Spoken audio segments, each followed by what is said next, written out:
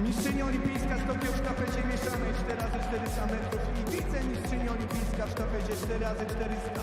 Reprezentantka Polski Natalia Kaczmarek. Falowa mistrzyni Europy, dwukrotna. Well, welcome to the 69th edition of the ORLEN Memorial Janusz Kusocinski meeting, coming to you from the Polish city of Chorzow, down in the south of the country. Well, these are some of the stars who will be competing later on today, including the great Polish pair in the hammer of Władysław Nowicki and Paweł Fajdek. Peter Lisek, well, he's going to be in action very shortly, the blonde pole vaulter. Lisek gets underway in his competition in about 10 minutes' time.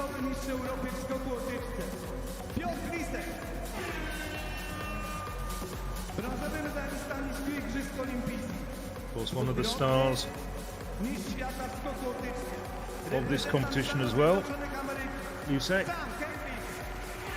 You can see him. He's set back to some sort of former World Championship silver medalist and World Championship bronze medalist in 2017 and 2015. See also in that car Sam Kendricks as well. There's the two shot putters, Tom Walsh and Joe Kovacs. Jasmine Camacho Quinn, who will be going in the hurdles later.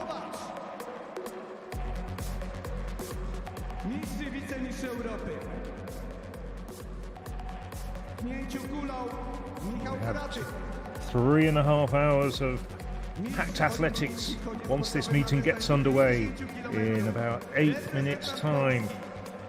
There's Jasmine Camacho Quinn. She's in great form as well, set a world-leading time of 12:31 last weekend in Los Angeles, and then bounced back, even with jet lag, to run 12:40 in Montreux on Tuesday at another World Athletics Continental Tour silver meeting. Well, there are no less than 18 of those silver category meetings in Europe this season. This is number 7. And a great number of them are being live streamed on European Athletics YouTube and Facebook channels. Chris Nilsson as well, heading towards the pole vault area. They've already warmed up, they'll be ready to go. There's crashing into Camacho Quinn, somewhat dwarfed by the pole vaulters and the shot putters who were in the cars alongside her. Well, Sam Kendricks really enjoying himself.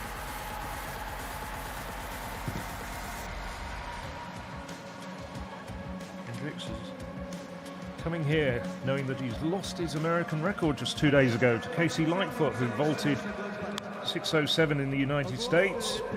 Kendricks in good form though, the two-time world champion, having already gone over 5.921 this year. Witam Państwa bardzo serdecznie na Narodowym Stadionie Atletycznym. Ja się bardzo cieszę, że stolica lekkiej jest właśnie u nas. Dzisiaj memoriał Janusza Kusocińskiego. Za 2 tygodnie drużynowe Mistrzostwa Europy. Za 1,5 miesiąca Diamentowa Liga. Gorąco zapraszam, bądźcie tutaj z nami, wspierajcie naszych lekkoatletów i mam nadzieję, że tutaj właśnie dzisiaj padnie rekord świata i to będzie kolejna karta historii Narodowego Stadionu Atletycznego. Wszystkiego dobrego! Serdecznie Local dziękujemy. dignitaries giving the customary Tymczasem opening uprzejmie prosimy o address. zabranie głosu wiceprezesa PKN-u ORLEN, pana Piotra Sabata. I have to say, my Polish isn't too fluent. I can do a couple of other languages other than English. I can't really help you out with what the dignitaries are saying. But of course, it is very much a welcome message to everybody in the audience and the athletes. Jako największy mecenas polskiej lekkiej atletyki wspieramy każdego dnia właściwie młodych sportowców. Mamy pod swoją opieką około 70 klubów, 11 związków sportowych i 2 komitety. Drodzy Państwo, również na bazie dziennych treningów około 300 000 młodych adeptów sportu jako PKN ORLEN wspieramy. Wspieramy również 100 naszych najlepszych, najzdolniejszych sportowców. Mistrzów i mistrzynie olimpijskie, mistrzów świata, mistrzów Europy. Wielu z nich wystąpi dzisiaj w tych niesamowitych zmaganiach. Drodzy Państwo, w imieniu pana prezesa Daniela Obajtka, jak i swoim, zapraszam wszystkich na to wielkie lekkoatletyczne święto. Kibicom życzę wielu wspaniałych sportowych emocji, a sportowcom życzę tego, żeby na tym stadionie w dniu dzisiejszym realizowali swoje sportowe marzenia, fantazje i osiągnęli swoje życiowe wyniki. Dziękuję bardzo. Bardzo dziękujemy, a teraz serdecznie prosimy o uroczyste otwarcie 69. memoriału Janusza Kusocińskiego, pana prezesa Polskiego Związku Lekkiej Atletyki doktora Henryka Olszewskiego. Serdecznie witam Państwa na 69. ORLEN Memoriale Janusza Kusocińskiego. Chciałbym Państwu życzyć wspaniałych wrażeń, zawodnikom rekordów życiowych i zadowolenia z osiągniętych rezultatów. Chciałbym jednocześnie podziękować marszałkowi województwa śląskiego za pomoc w organizacji tej imprezy oraz naszemu naczelnemu sponsorowi PKN ORLEN za sponsorowanie tej imprezy. 69. ORLEN Memoriał Janusza Kusocińskiego uważam za otwarty.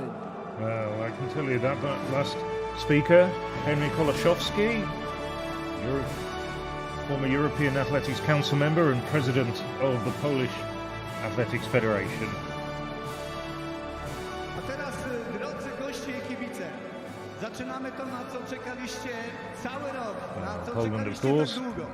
fine tradition of athletics, and this, of course, the meeting named after one of Poland's real iconic figures, Janusz Kusocinski.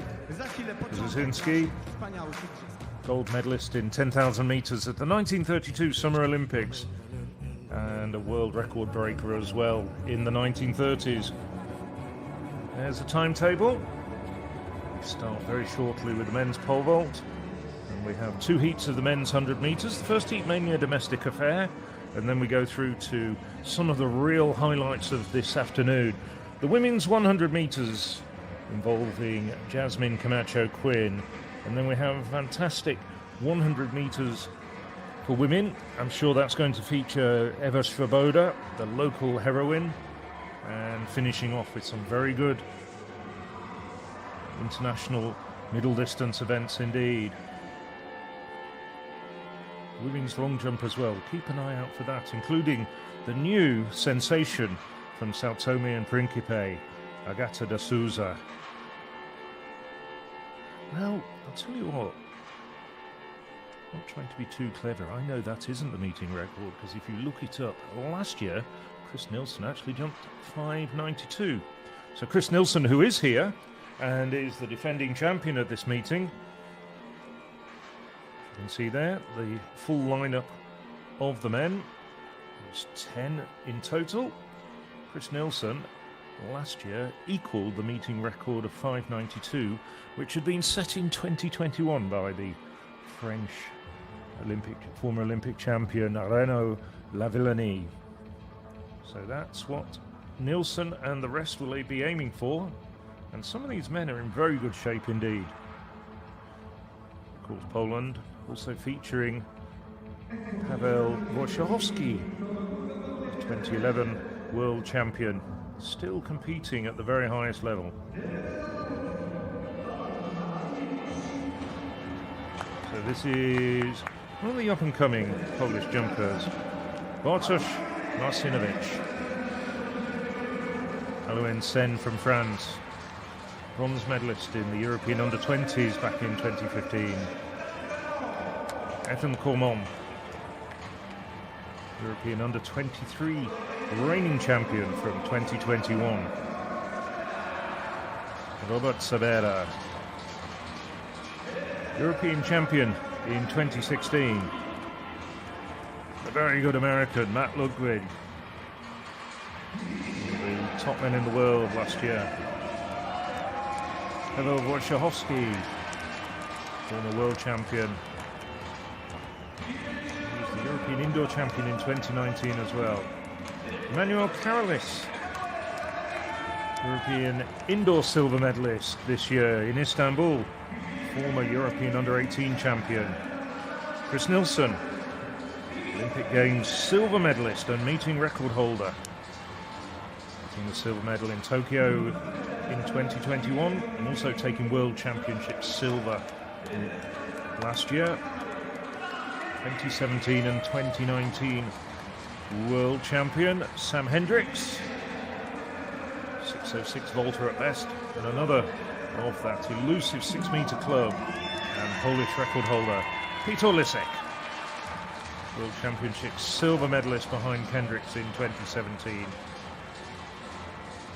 Also got a bronze in the 2015 World Championships.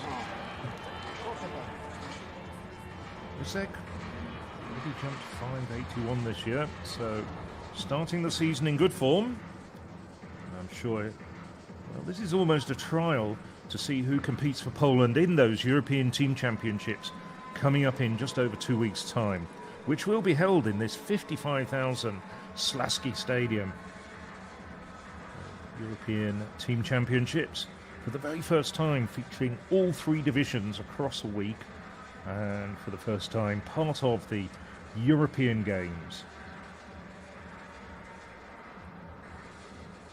So the way it works is Division 3 will be the first 3 mornings, Division 2 the first 3 evenings from Tuesday, Wednesday and Thursday, followed up by the first division on the final 3 days of competition when we get to those European Team Championships. And of course they will be live streamed via the European Athletics YouTube channel. There'll be live results on the European Athletics website. So if you're watching this, you probably already know where the European Athletics website is. If you just got here by accident, it's www.european-athletics. Links to all the European Athletics social media channels and lots of news and content, bringing you all the up-to-date information about this wonderful sport across Europe. And the crowd are settling in. Of course, Poland, there's a great number of top-class meetings. Also coming up here a little bit later on this season, Kamila Skolimowska meeting, celebrating the 2000 Olympic hammer thrower who sadly died just a few years ago. And of course this will be the venue for the 2028 European Athletics Championships. In case you're wondering, next year it's in Rome, 2026 in Birmingham, in Great Britain, Northern Ireland being the host federation. And then 2028, we're back here with this magnificent stadium.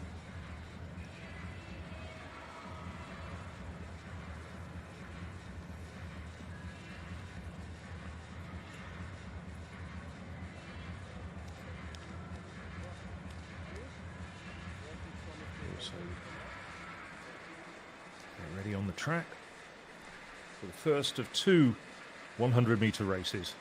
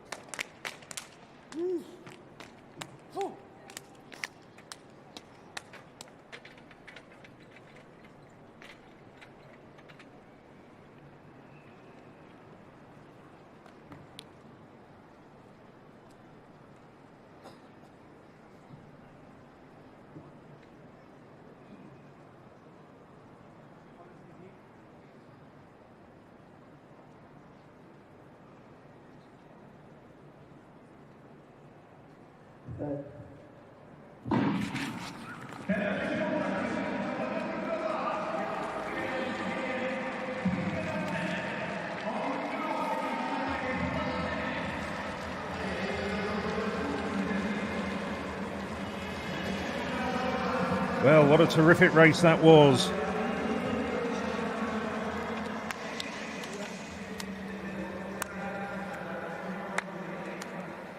Lempach started very strongly coming through. And then Ciuda showed during the middle stage of the race. Zoc coming through, though, on the outside, completely unheralded, finding another gear over the last 20 metres. And Zoc gets a personal best into the bargain. Well, the Crotter wasn't ever in this race. A poor start.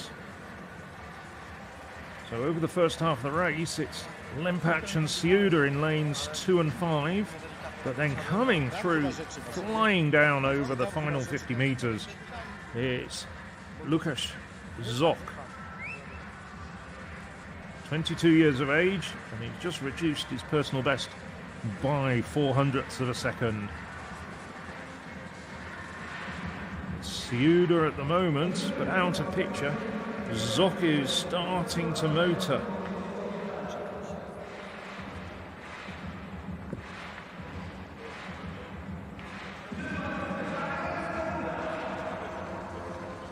Well, Ciuda has to settle for second place, as we see now on the overhead shot. At this stage, the halfway point, Zoc is back in about 5th place, but comes through so strongly, particularly over the final 30 metres, just to pick Ciuda. Ciuda not far from his best either.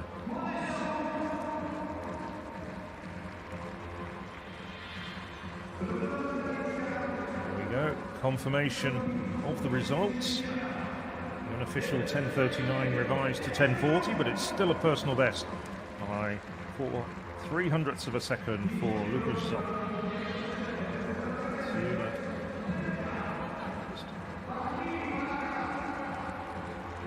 1/100th of a second further back.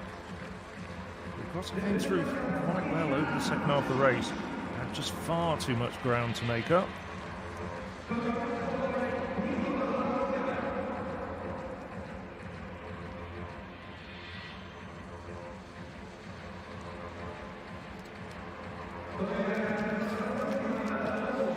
This is Robert Sabera coming in at a very early height, so 5:22, easily clear.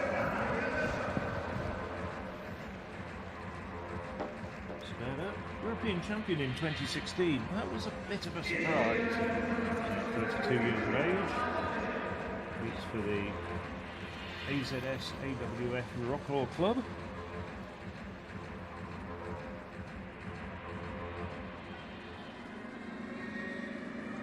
This meeting last year, he was down in 9th place in what was a high quality meeting, 561. Only worth 9th place 12 months ago. This is Matt Ludwig.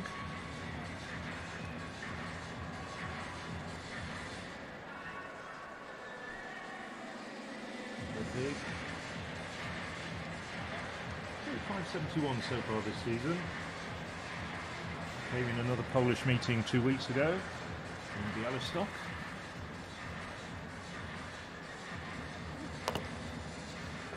Nicely done at 5:22. Ludwig went to the Olympic Games 2 summers ago, but didn't get out of qualifying. Not disappointing performance in Tokyo. On his day, he's a very good vaulter indeed.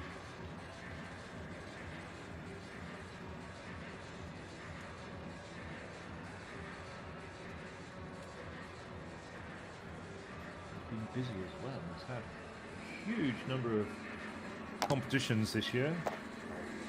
Came over to Europe and competed indoors.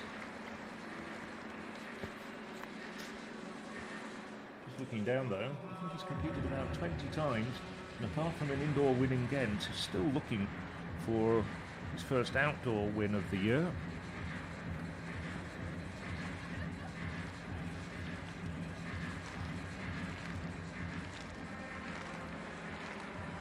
Got the women's long jump also just about to get underway. I'm sure the Polish director is going to stay with the pole vault. Here's former world champion Paweł Wojciechowski. He's over 5:22.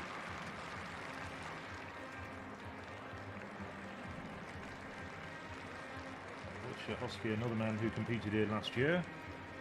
Not terribly successful. So a nice vault at 5:22 to open Wojciechowski's account.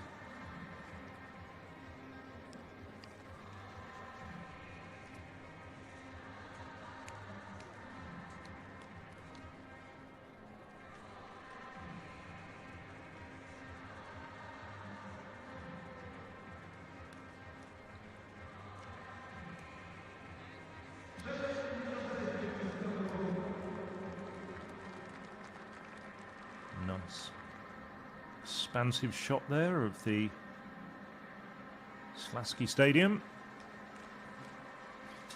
Śląski Stadium, well, there's been a stadium on this site going right the way back to 1950.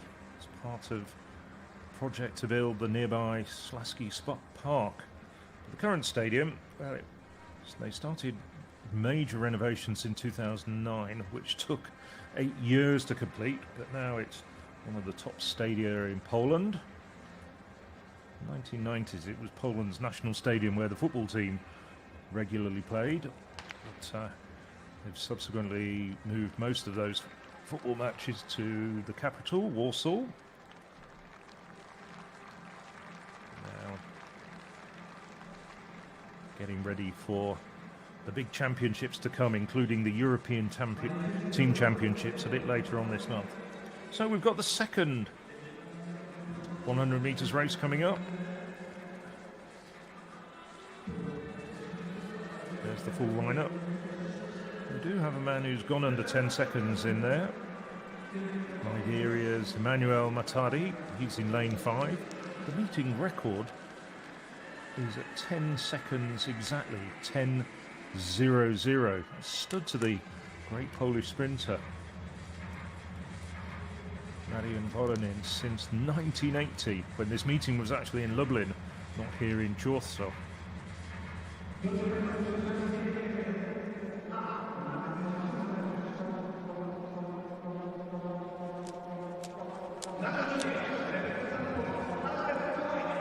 This is Albert Kusocinski, 23 years of age, has improved to 10:34 this year, and is inside. Jan Veleba, a very good Czech sprinter, best of 10:16 from 4 years ago. Elijah Morrow, it's not one of the stronger Americans on the international circuit. Here's the current Polish number one, Dominik Kopek, another of the medal-winning 4x100 meters quartet from Munich. This is Emmanuel Matadi, the Liberian who I mentioned. 10:04 recently as well. Rowan Browning, seen quite a lot of him on the international circuit, running well. 10:02 this year already. Slovak record holder Jan Volko, 10:13, European indoor champion formerly. Przemysław Słowakowski and then Marek Zakrowski.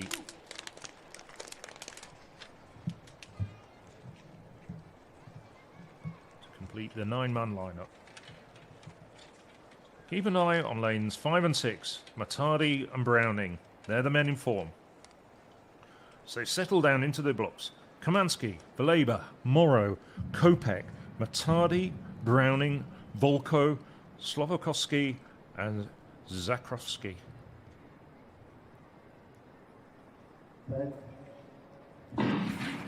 Well, on their inside, Kopek running extremely well at the moment. Now Browning starting to make up ground on his rival, but it's still Kopek out in front. Kopek takes it, and that's a huge surprise. Really upsetting the odds. May well have been the Polish number one, but we were looking at Browning and Matadi. But Kopek, with that blistering start, holds his form all the way to the line. And a terrific performance from Kopek. That's just season's best, confirmed at 10:21 and just 100th outside his personal best from last year. A terrific run from Kopek. Great start, blistering start. At 50 metres he's ahead. Matadi and then Browning trying to make up the ground on him. Well, Matadi overstriding over the final 10 metres and Browning just comes through for second place. Holds his form very, very well. And he's going to be a man to watch. Poland will be looking to him to get very good points at the European Team Championships. And I make no apologies for mentioning it on a number of occasions over the course of the next couple of hours, because that's going to be the next big event in the Śląski Stadium in Chorzow. Leaving everyone to chase him and try and play catch-up. But he holds his form magnificently over the last 40 metres, under pressure from Matadi and then Browning. But Kopek, well, that's given the home crowd something to cheer.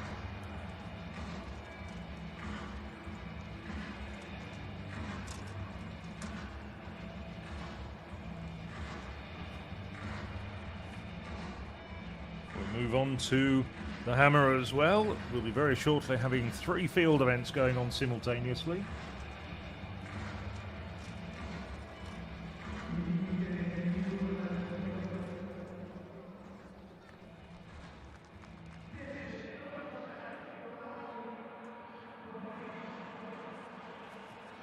I should have expected a good start from Kopek. I'm just reading down my notes.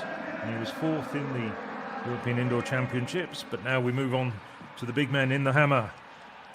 So this is Tomasz Ratacek from Poland, Marcin Kusocinski from Poland, and European Junior Champion from 2021, David Pilat. Donat Varga from the hammer-throwing superpower of Hungary. Ethan Katzberg, Canadian. World leader Rudi Winkler with 80.88 just a couple of weeks ago in Tucson. The 5-time world champion Pavel Fajdek holds the meeting record at 83.98. And the 2021 Olympic champion Wojciech Nowicki. So we have the reigning world champion, the reigning Olympic champion, and the current world leader all together in this competition.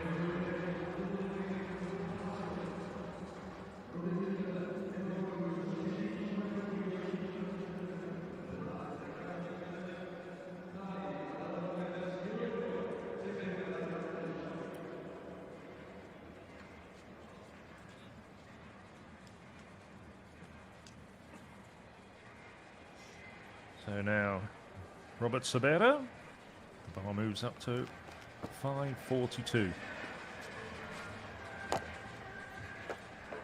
Nicely clear as well for Sabera.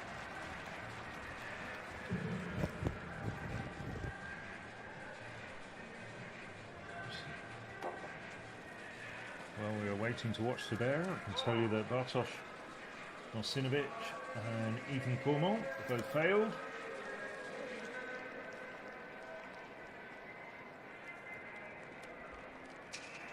Sabera becomes the first man over at 5.42. Now Matt Ludwig.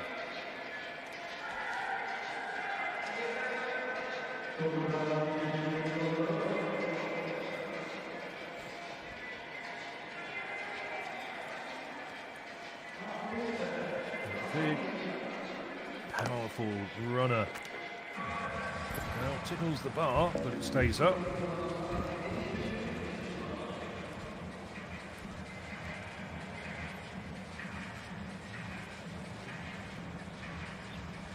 Excellent height, just clips it with his chest as he's coming down. Just doesn't quite clear the bar. Looks as though he might have just caught it with the top of his arms as well. Matt Ludwig over 5.42.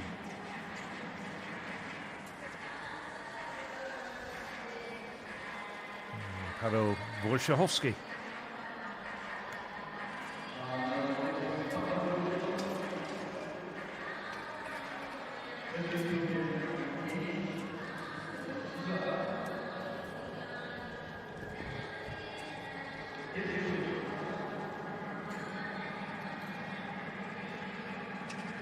Wojciechowski missed out on the last few major international competitions. Big triumph at the World Championships now coming 12 years ago. No.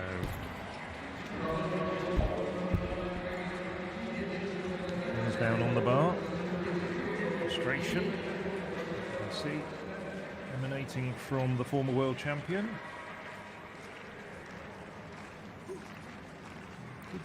Catch everyone's quite surprised when he cleared 5.90 in 2019 at the European Indoor Championships. What people thought his best days were behind him, but he's still vaulting very well. Didn't qualify for the final at the Olympic Games or in the defence of his title 2 years ago in Torun on home soil, which was a big disappointment for him. A plethora of other medals as well to his name in addition to those 2 golds from world and European competition.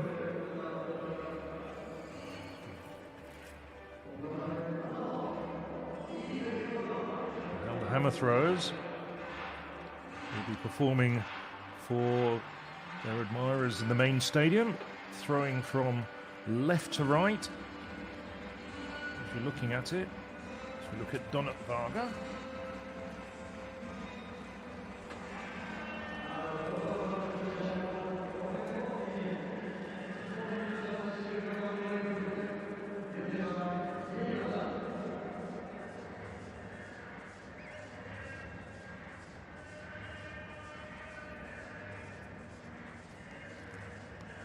Varga has a best this year of 76.06. So lies good places outside the world top 20 on this season's standings. Personal best set just a short while ago.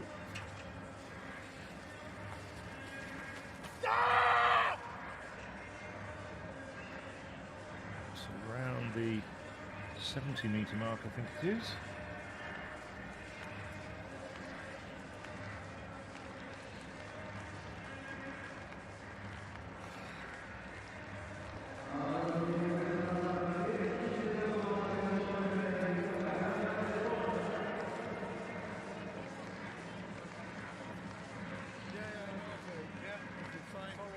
Yeah, it's fine. Okay, no problem. 69.98.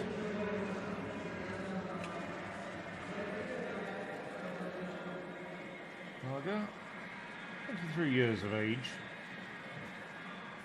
Hungarian hammer throwing a little bit down on some of the heights of its previous years, but Varga leading the way for the Hungarians at the moment. Let's look at the men's 110 metres hurdles.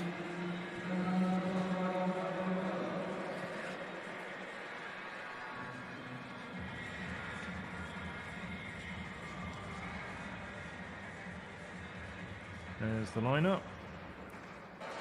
And to look out for, I think, in lane 5, Antonio Alcana, very good South African hurdles champion in 2016 and 2018. But Jakub Szymanski in lane 6 is in good shape. Probably coming in looking for a personal best. So on the inside, Christian Simolo hasn't broken 14 seconds yet in his career, nor has Jerzy Radzovic alongside him. Christoph Kilian, the number 2 pole at the moment. He's in lane 3. Robert Irabana of Cuba has a best of 13.26. Is Antonio Alcana. And Jakub Szymanski, well, his personal best of 13.50 is surely deserving of some significant improvement, especially after his indoor exploits. Daniel Cisneros, far off his best. Spain's late emerging stars. Rafael Pereira, 13.17 for Pereira. Saw him run well in Monterey on Tuesday night at the World Athletics Continental Tour Silver meeting there.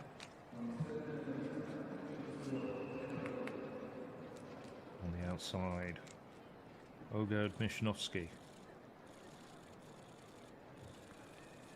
So if you're an athletics fan, you'll know to keep your eyes on the central lanes. We're looking at Alcana and Szymanski, although he was certainly caught out by Dominik Kopek taking the 100 metres win.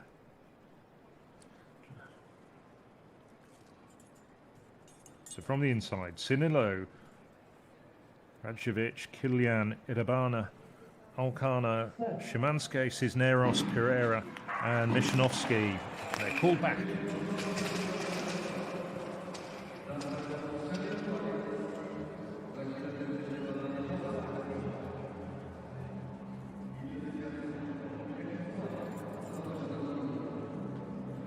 Pereira, man in lane 8. It looks as though it's Kilian. He's setting off the man alongside him on his inside. Radzovic. Just wondering whether he'll get a warning rather than disqualification.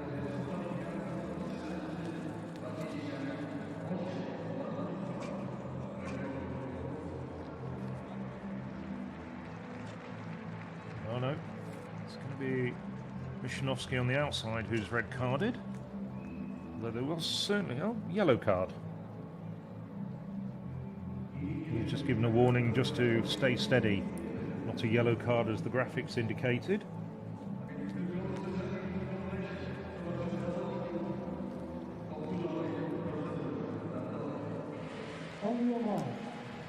So they settle down again. I'll give you the lineup from the inside. Sinilo, Radjevic and Kilian, the three Poles on the inside lanes. Irabane of Cuba, Alcana, South Africa, Szymanski of Poland, the number one Pole at the moment, Cisneros of Spain, Pereira of Brazil, and Mishnowski of Poland on the outside with a warning to his name.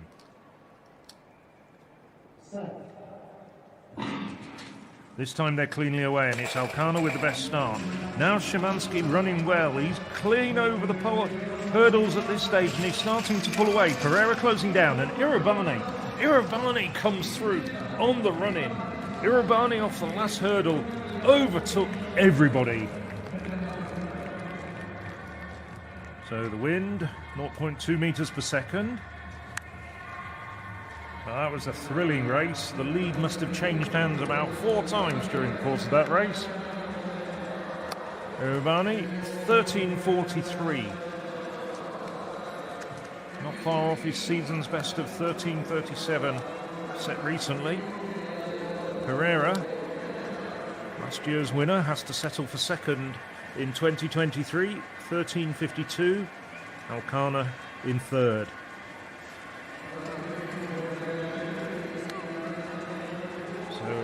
Rising at the first hurdle, it's Szymanski, not quite the quickest start, but picks up very quickly.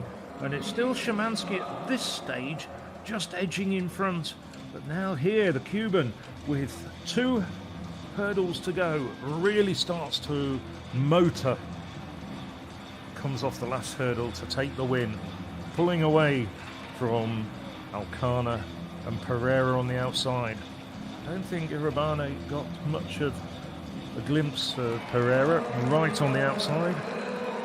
Looking at the replay, those last 2 flights were crashed into by Alcana. And that might have made a big difference to the South Africans' chances of success.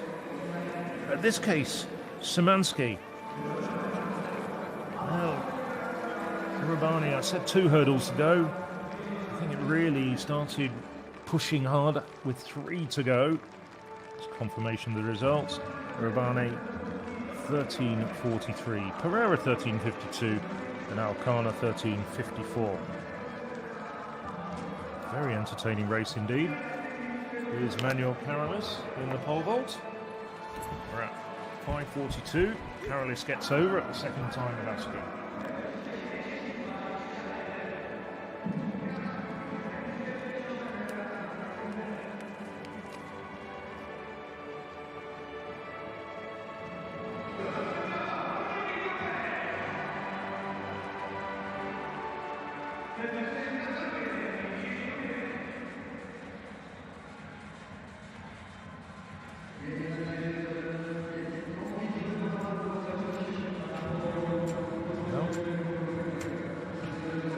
This is Broom.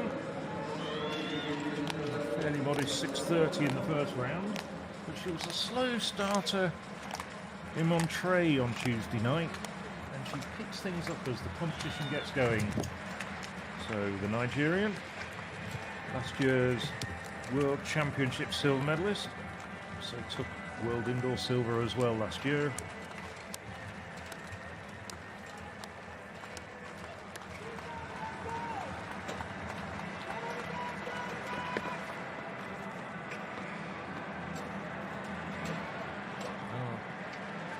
Not much better than the first round effort.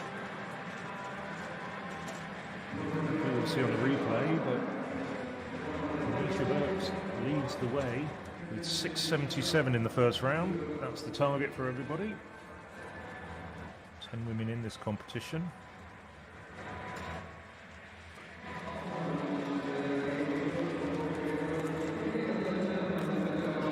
.35, jumping into a slight wind. Seem to be swirling around slightly there.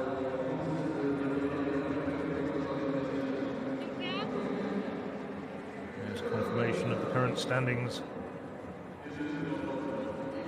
That's given us halfway through the second round, but you can see their Burks, 677. That's 1 centimetre back. Agata de Souza. Souza from South Tome and Principe, but based in Portugal.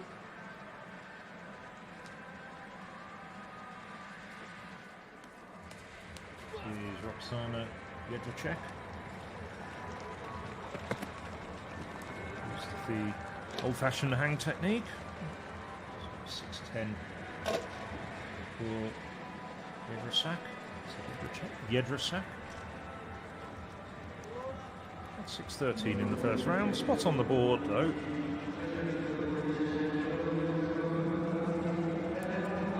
It's just a little bit slower on the run-up compared to some of the leading women. Oh, we should have had Jedrzejczyk instead. My apologies.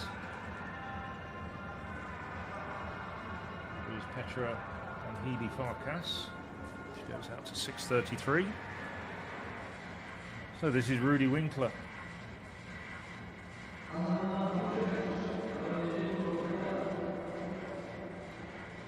Winkler, 73.67 in the first round.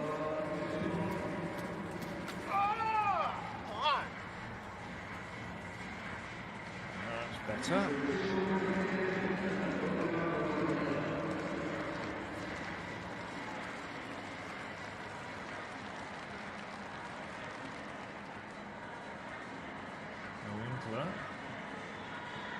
Over 80 metres last couple of seasons. American record holder with 82.71. Set in Eugene back in 2021. 6th in the World Championships last year, when many thought he might be in contention for a medal on home soil in Eugene. So now, Pavel Fajdek, a foul in the first round for the 5 times world champion.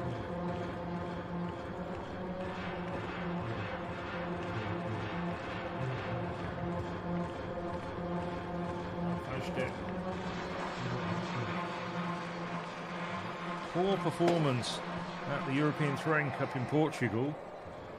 Only down in 6th. He walks out. He's not happy. It's not coming together for Fajdek. Through 76.42 in 4 back last weekend, last Sunday. He won there, but it was a modest competition.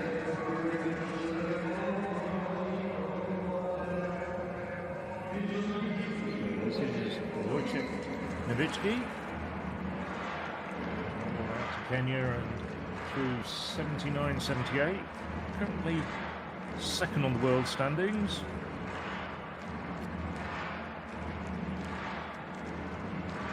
First round effort of 76.75. He's the last man to throw in this second round. He leads the way. 3 centimetres advantage over Winkler. That's a good effort indeed. That's about 79 metres, I think. Looking at where the field judges are going. Just all comes together there. That's an excellent throw.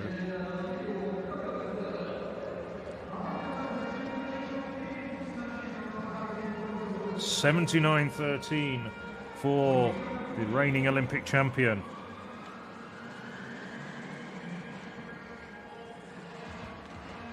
Back in the pole vault, Robert Severa. Flawless over 5.22 and 5.42. More of the same, please, at 5.62. And indeed, he does provide it. Severa doing well at this stage.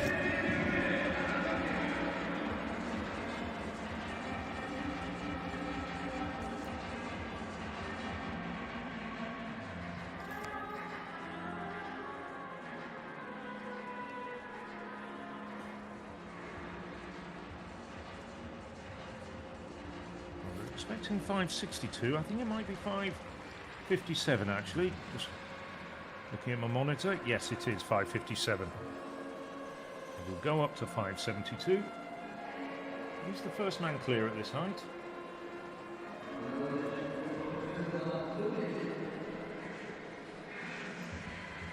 Now Matt Ludwig. Oof, great effort from Ludwig. Bags of height. He's pleased with that. Rightly so. So it's all coming together for Ludwig in this competition at this early stage.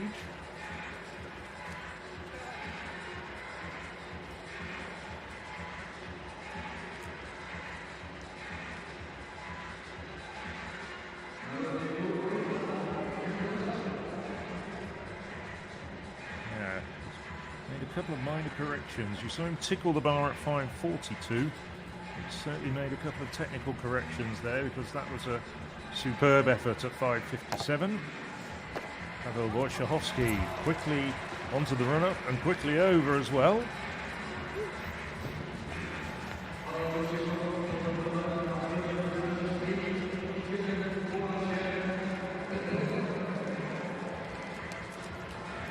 Nicely done.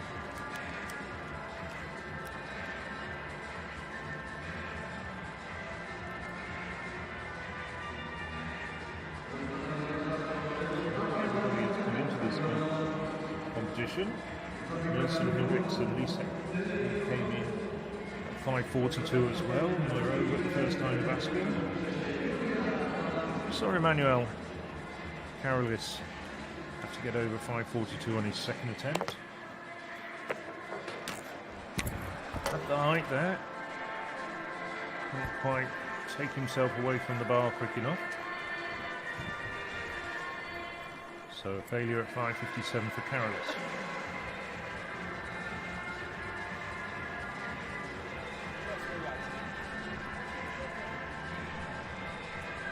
Ethan Cormont has also failed this height. Cormont needing 3 tries to get over 5:42.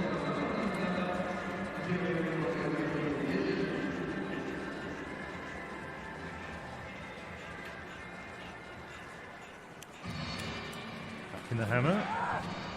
See Donut Barber.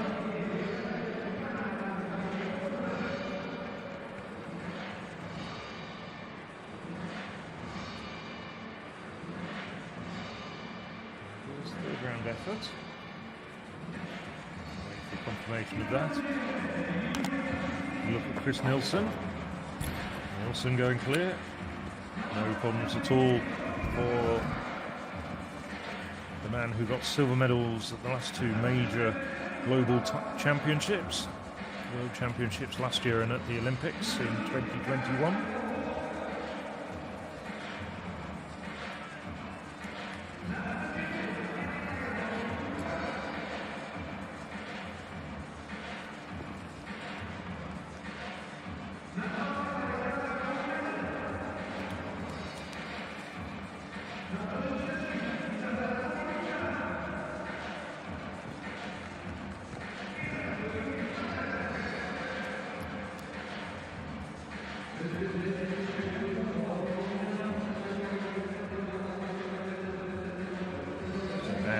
To the women's 400 metres. It's really a domestic event. This is the first of 2 heats. Second coming up immediately after will be an international competition.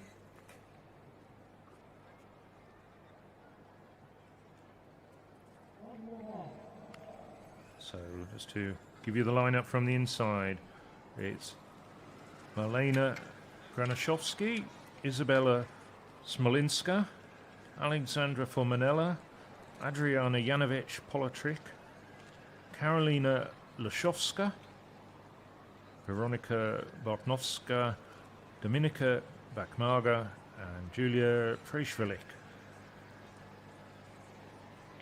Two women to have broken 53 seconds. Smolinska in lane 2 and Bakmaga in lane 7.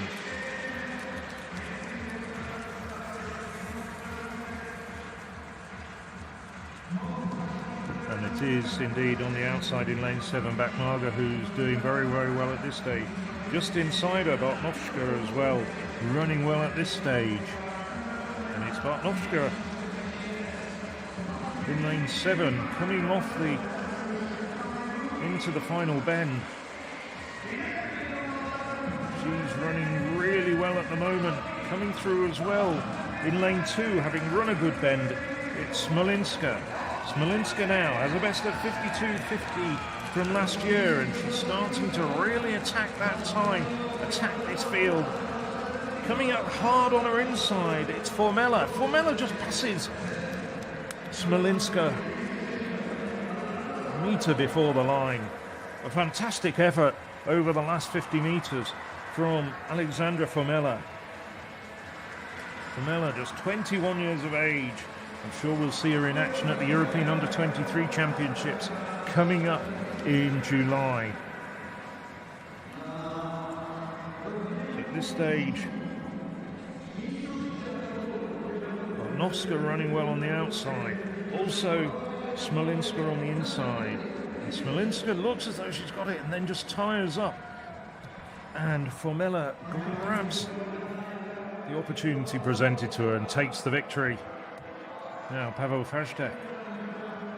2 fouls for the great Polish world champion. Now it's about 70, just under 75 metres. It's a valid throw.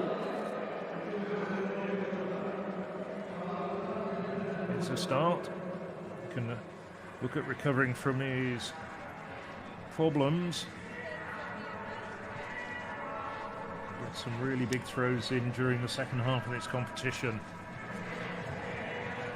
74.01 for Fajtek.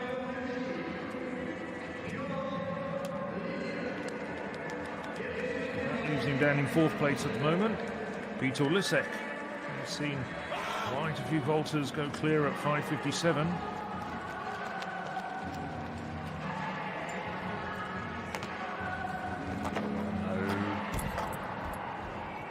Takes it off going up into the bar.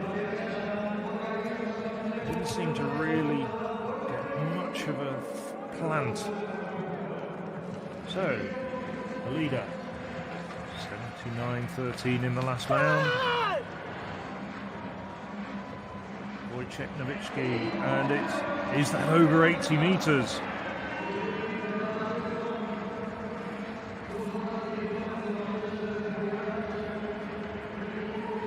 Well, Nowicki hasn't thrown over 80 metres so far this year. The only man in the world to have thrown over 80 metres is Winkler.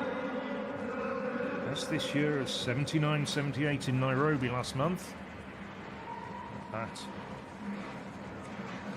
80 metres exactly. Well, it's not over 80 metres, it's 80 metres exactly for Wojciech Nowicki, and it's a season's best. Switch back, Ethan Cormont had a foul in the first set of attempts, now over.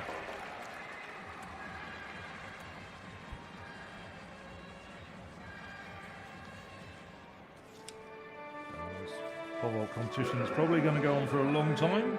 Cormont, the reigning European Under-23 champion, for about another 6 weeks until we move on to Espoo for this year's championships. Cormont played 5.61 this year, has a best of 5.80.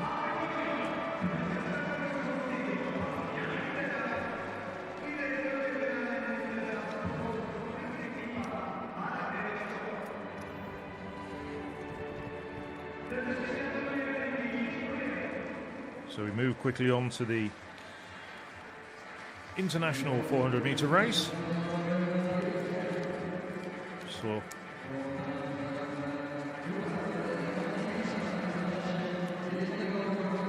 full lineup. So the previous race won by Alexandra Formella, confirmed time of 53.15.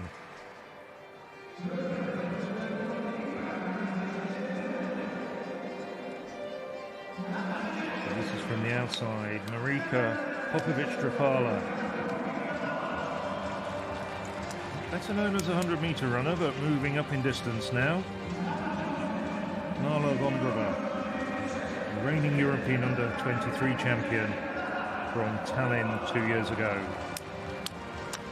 Levi Nilsson, two-time World Championship medalist as part of Great Britain Northern Ireland's 4x400 metre teams. Member of the US 4x400 metre quartet that took the Olympic title in 2021, Lina Irby-Jackson. Natalia Kazmarek, she's got an Olympic gold to her name as well from the mixed relay in Tokyo. Took the silver medal in the 4x4 behind the US as well. Susanna Gogo-Wally had a great indoor season. This is Emma Pippi, stalwart of the British 4x400 metre relay teams. And on the inside, Alicia Verona Kutsavetka and Anastasia Kus. Kus, 16 years of age, a real talent in the making. Has already run 53.18 this year. Kus will be one of the medal contenders at the European Under-20 Championships in Jerusalem.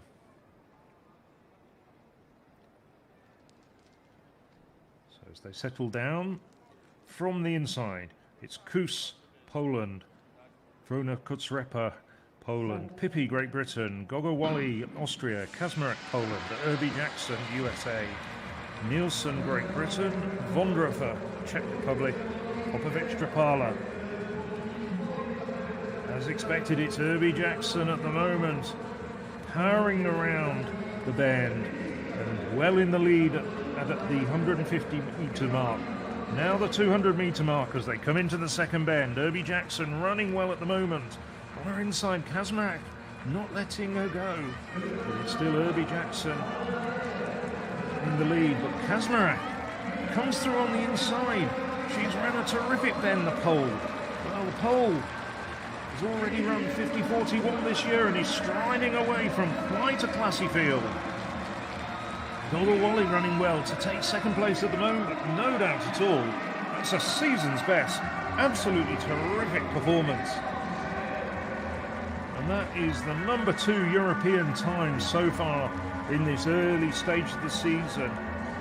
Only the Irishwoman Rashida Adeleke has run faster than Natalia Kazmarek. Revised to 50.02. A terrific run from Kazmarek. And that has sent a warning out to an awful lot of people. Moves her up to 5th on the world list. Wasn't that far away from the long-standing meeting record of the venerable Irina Shevchenko, which has stood since 1976 at 49.76. I have to check. I think that might have even been a world record at the time. So Peter Lisek.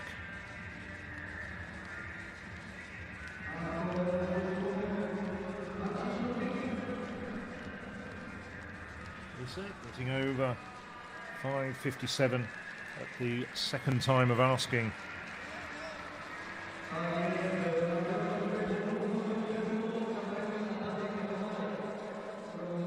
So, including second attempts, we've got 7 men over 5.57 as we have confirmation of the times. Behind Natalia Kazmarek, Suzanne Gogo-Wally with that storming run over the last 80 metres gets a personal best of 50.90. Lynn Irby-Jackson, having led for almost 300 metres, drifts back to 3rd down the home straight. Here we see the climax of that 400 metres. Kazmarek, just such a fluent runner. And she pulls away from a very good classy field. Suzanne Gogowoli. Terrific performance from her.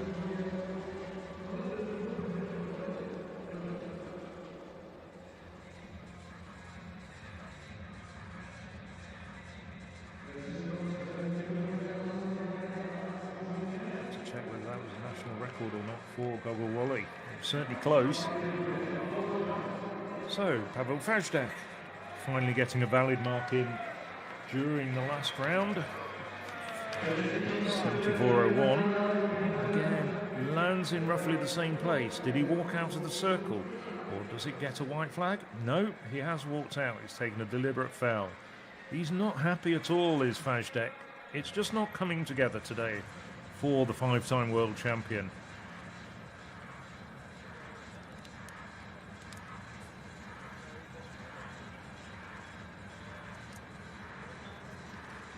Last year he finished third with 79.62 in a competition which saw two men go over 80 metres, led by Wojciech Nowicki, 81.58. He does hold the hammer meet record, 83.93. And this meeting was in Cezanne back in 2015. It's a meeting that over its 69 years has had a number of different locations. Back in the long jump. This is Nikola Borowska.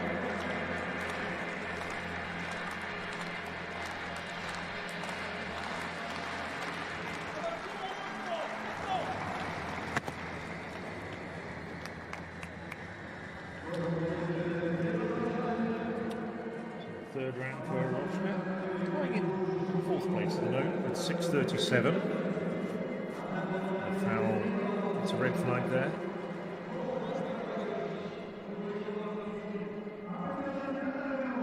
Rudy Winkler now in the fourth round.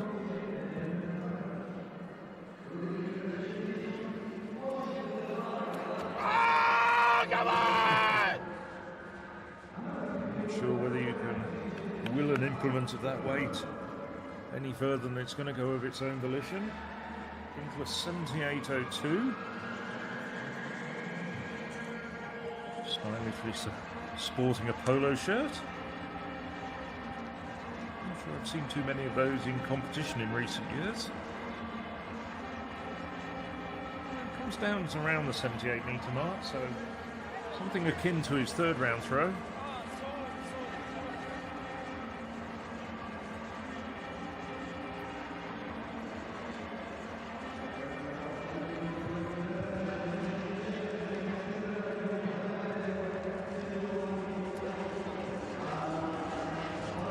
Flown over this week from the United States, from Los Angeles.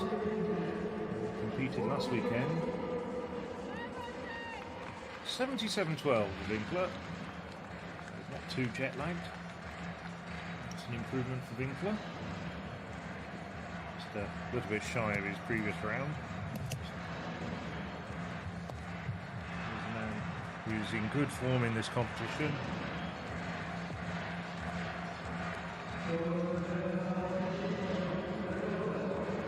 Had the lead from the very first round with 76.75, and he's improved to 79.13, and then 80 metres exactly.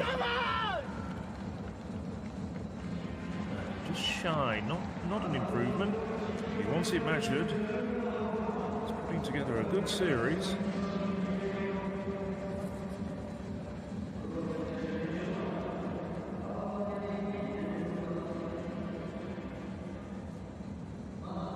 Drops down at around the 79 metre mark. Yes, 79.12 for the Olympic champion.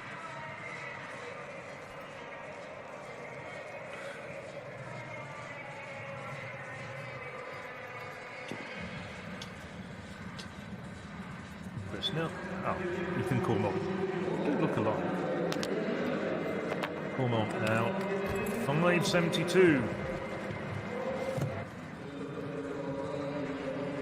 Season's best for Cormont. Vaulted 5.80. He'll get a chance to improve his personal best with that vault.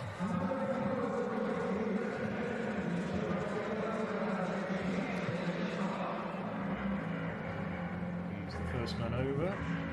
Bring you up to date. Severa and Ludwig failed their first attempts at 5.72. Now it's the turn of Pavel Wojciechowski. Really good at vault at 5.57. More of the same would take him over 5.72, I'm sure.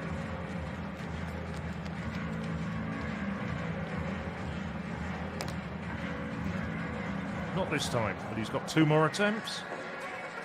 Bit of a smile and a laugh. I think he didn't happen, did it? Wojciechowski, though, one of the crowd favourites and a big favourite amongst his fellow competitors as well. Intense on the run-up, but outside of that, he's always laughing and joking. Well, this is a interesting event introduced into the programme. The women's 1 mile walk, and we'll have the men's coming up very shortly. Predominantly a Polish event.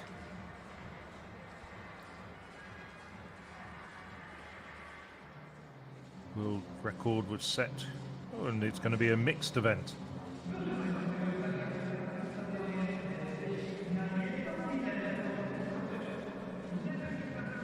So we have 7 women, and outside them 7 men as well.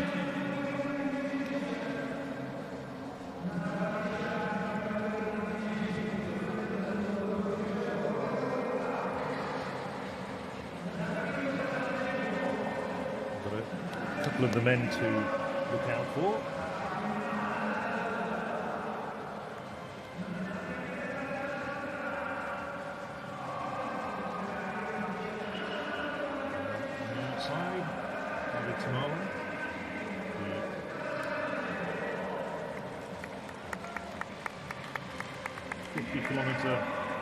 Olympic champion. This is a very good Katarina Sensibelow. Silver medal at both the 20 and 35 kilometre race walk at the World Championships last year.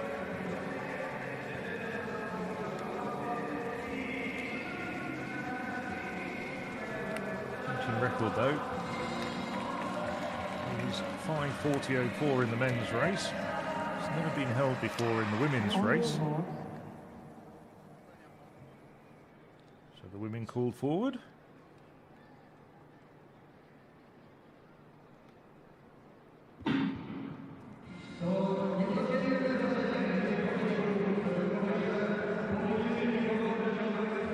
Just to give you the full lineup, is Olga Chihotska, Anna Zedziblo, the sister of Katarina Zedziblo, Irina Koval from Ukraine, Magdalena Zelazna, Isabella Kryshanovska, Paulina Tomaszewska, and Katarina Zedziblo.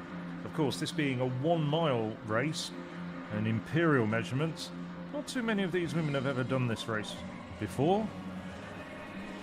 The record is 6:16.72.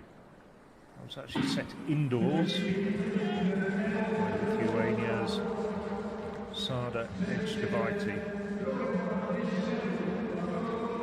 And the men are away.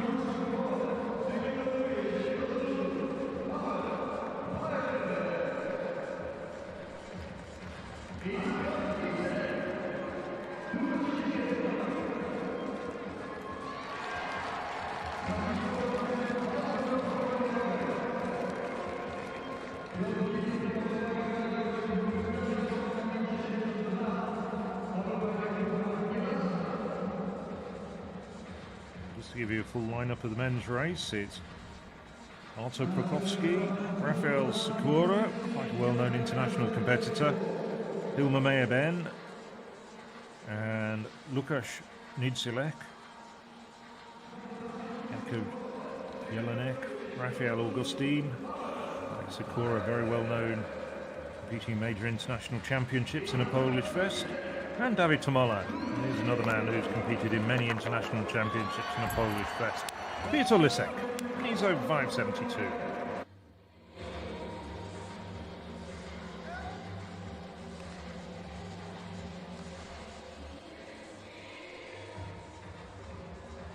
No problems for Lisek. In the meantime, also Sam Kendricks and Chris Nilsson have gone over, so we have 4 men over 5.72 at the moment.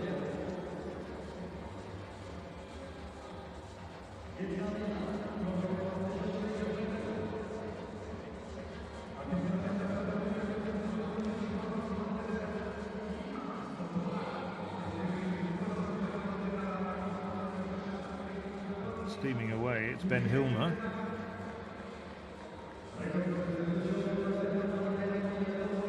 Looking as though he's attacking David Tomala's Polish record of 5:41.83. World best set at the London Diamond League meeting in 2017 is 5:31.08 by Britain's Tom Bosworth. So keep an eye on the clock as far as the men are concerned. Women, well, roughly at the halfway stage in this race, just a little bit further.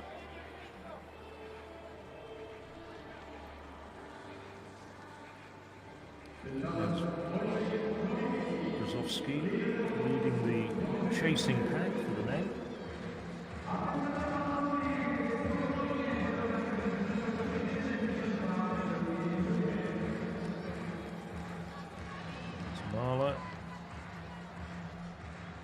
A bit short for him. Well, we see the concluding stages, wait for the concluding stages of the 2 1-mile walks. Now in the 5th round, end of the 5th round. Wojciech Nowicki.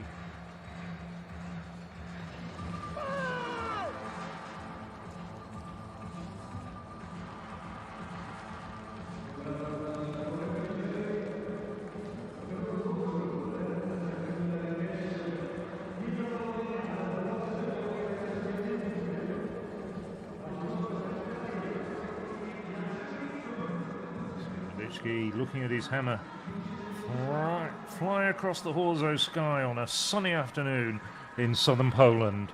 Comes down again at around the 70, I was going to say a little bit further, about the 78-metre mark, but very just shy. 77.41 for Nowicki. So the women walkers hear the bell, and it is Katarzyna Zdziebla leading the way. Zdziebla, I think, it's not that far from the world best. It has to be said, there's been no world records in this event as far as the men have been concerned since 1938.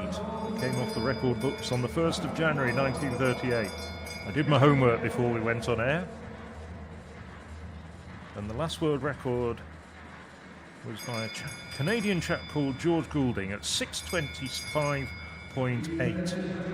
So that was the last official world record for this distance. Back in 1938 that existed. I'm getting a card, though it's unlikely that anyone will be disqualified in this shorter distance, as the men now starting to pass some of the back markers in the women's race.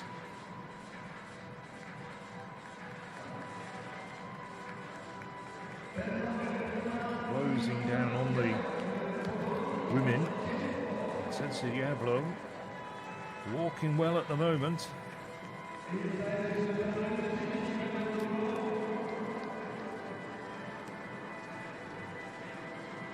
So Ben Hilmer in the lead, as he has been from the outset.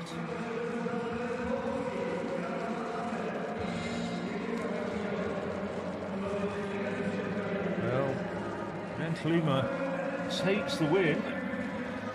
Slight turn up. Let's wait for confirmation of the times.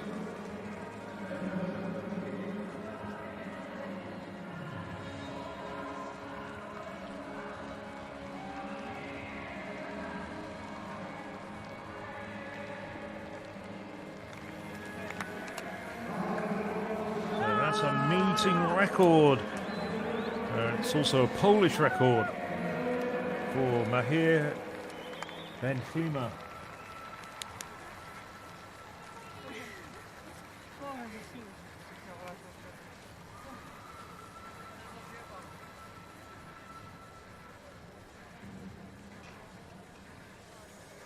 Something to celebrate. According to my notes, he's never ever competed in a mile walk before. Just qualified in the World Under-20 Championships by 2018, his only major international performance. He's got something to tell his grandchildren now. Just started like a rocket and just kept going. Chorzow.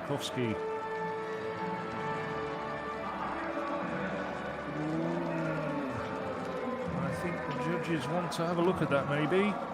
Niedzalik gesturing. I'm not sure whether he's gesturing to the crowd or the judges there on that replay. Well, we'll have a look at that. As we look at Essa Broom now in the women's long jump.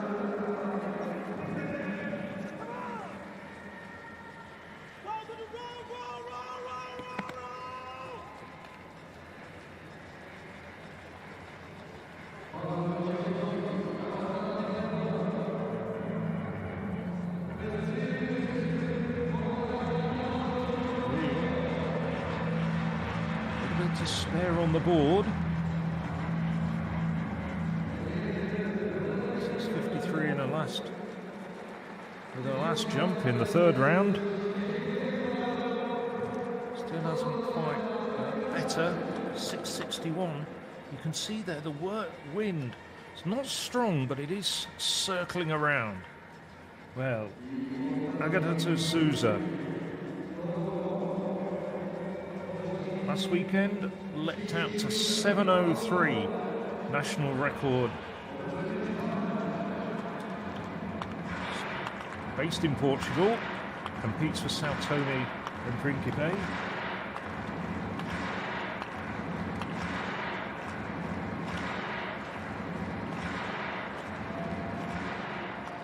Well, 7:03 made a lot of people look up from their stats books. That's a good effort once again. Is it a white or a red flag though? It did look with the naked eye to be very close on the board.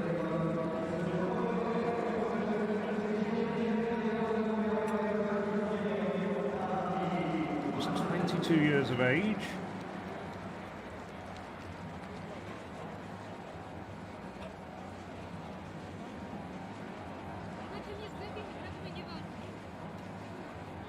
Good jump though, plenty of distance there for De Souza.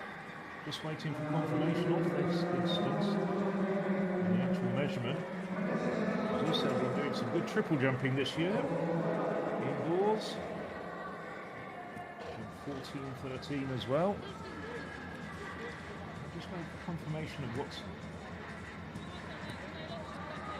Oh, it was given as a foul, so she's... fouls following on from her opening 6:76 for Agata De Souza. So she lies down in second place. This is the event leader with the last jump of the fourth round. Opening effort is 6:77. Anisha Burks has led since the first round.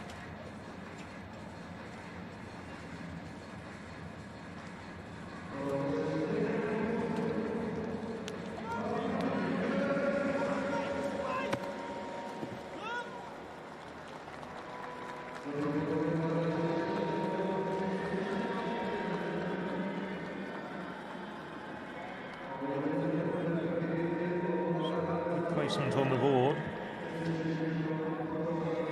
7 or 8 centimetres to spare. Nicely spotted. Works. Fourth in last year's World Championships. Fourth as well in the World Indoor Championships in 2018. 6:61 for Burks. No improvement for her.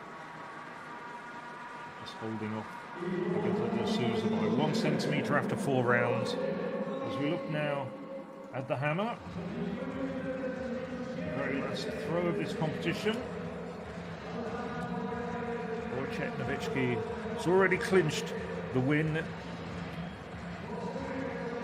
in Chorzow. This 69th edition of the ORLEN Memorial Janusz Kusocinski meeting. So, can he improve on his 80 metres exactly throw in the 3rd round? It's not going to be an improvement. Around 77 metres, and he steps out, takes a foul.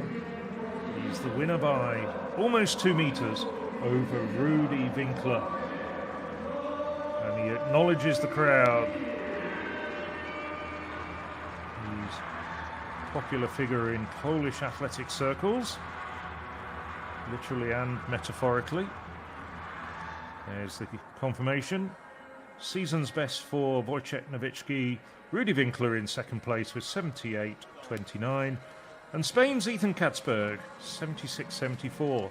Pavel Fajdek still not firing all cylinders, down in 4th with a rather modest, for the 5-time world champion, 74.01.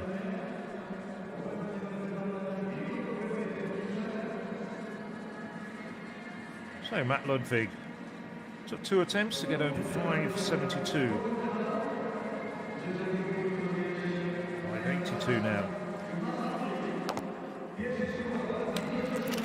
Had the height but came down on it.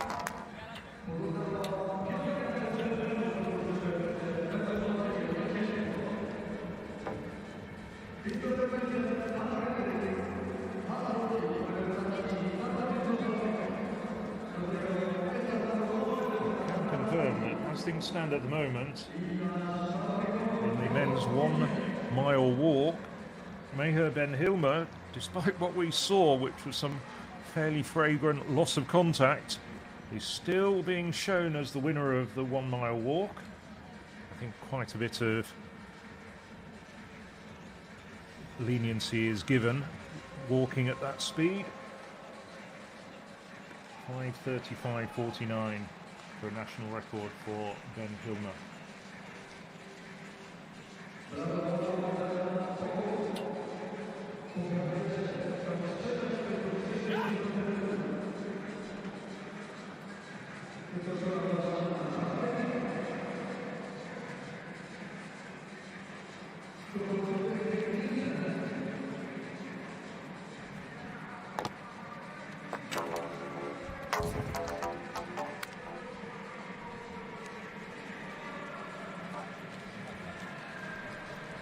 Chris Nelson, rueful look on his face as the 2-time global championship silver medalist brings the bar down with his first attempt at 5.82. Just remember, this is the man who set a meeting record of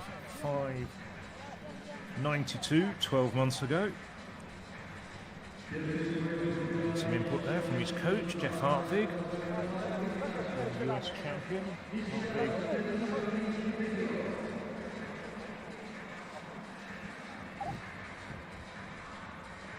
Silver medal at the World Indoor Championships back in 1999, but considered one of the real gurus of pole vaulting. Sam Kendricks, good at 5.72.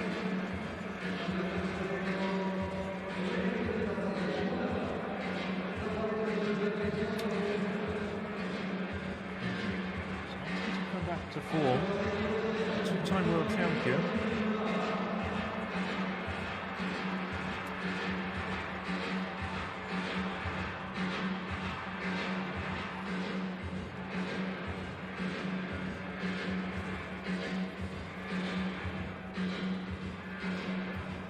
Pausing a little bit.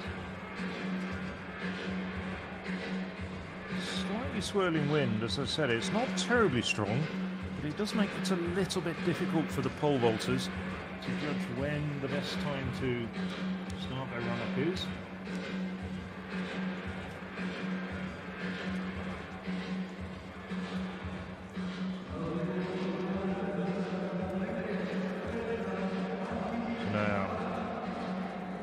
him in his long jump.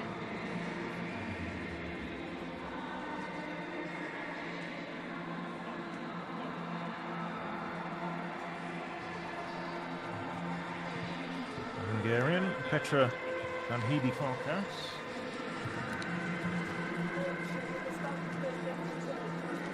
.62 an aim this year.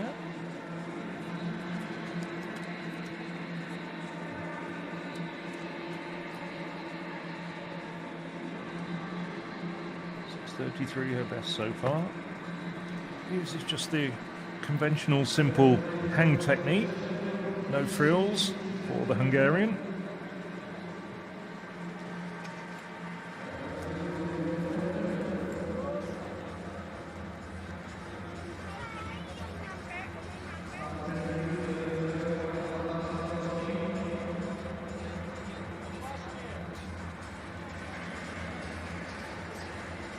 Thing is going to challenge the leaders.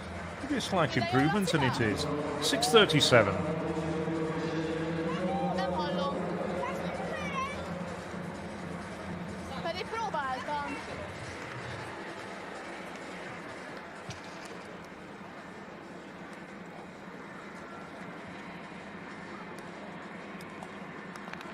Nikla Borovska.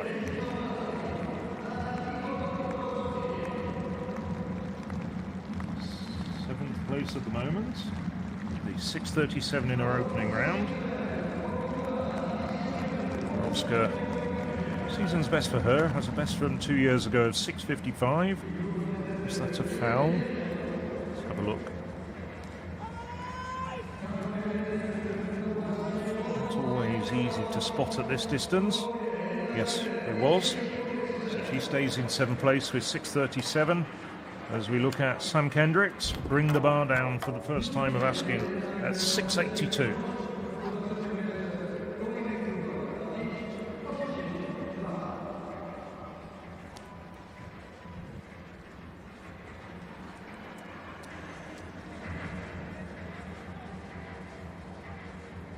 Kendricks, 2 more attempts at this height for the former world champion.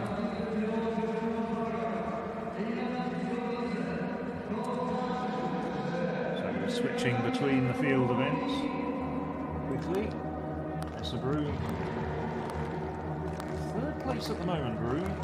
6:61.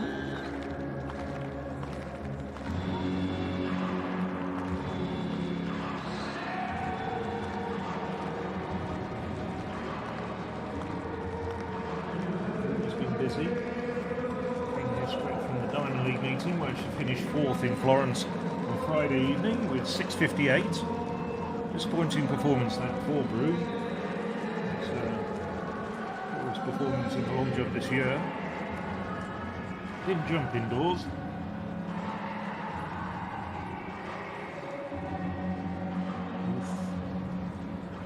Couldn't get that much closer to the plasticine. They're using the plasticine as an arbiter of a valid jump. Of course, now in the big international competitions we're seeing the Hawkeye technology to assess whether jumps are legal or not. But at one-day meetings at World Athletics Continental Tour level, we're still seeing the good old-fashioned plasticine. Peter Lissak, 2nd attempt at 5:82, and he's over and he's happy. That's a season's best for Lissak.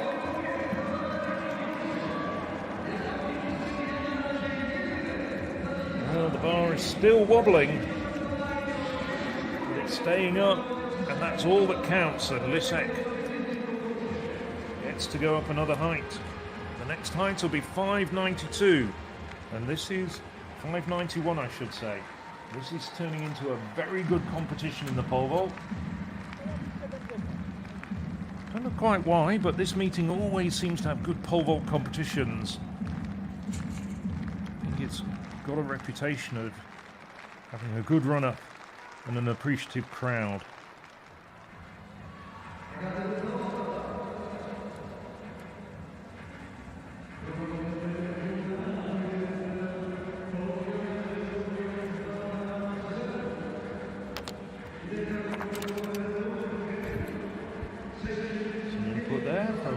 Lisic's coach.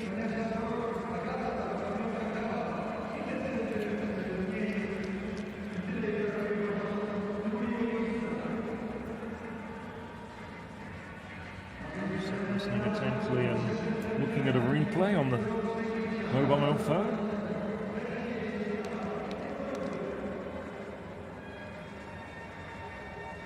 That's Vashislev Olenichenko providing the input there. As we now look at Quenisha Burks on the long jump run-up.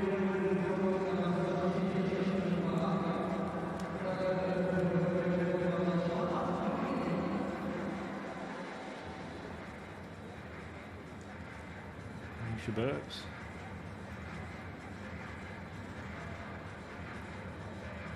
Hasn't been over 7 meters outdoors so far this year. That's 695.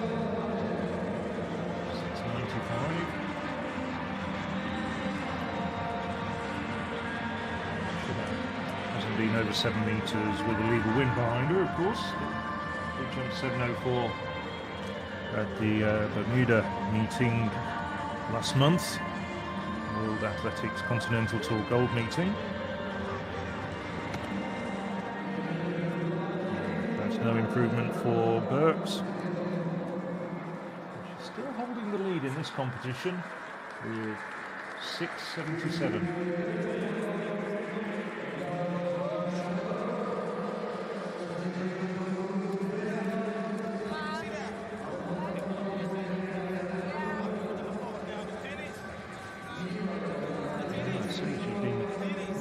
You didn't really see it, but properly.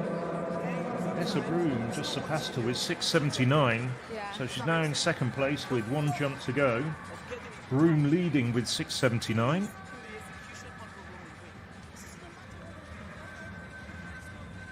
Just 1 round to go.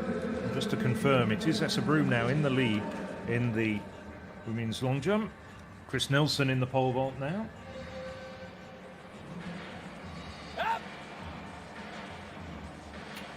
One failure so far at 582, the only man clear, Peter Lisak.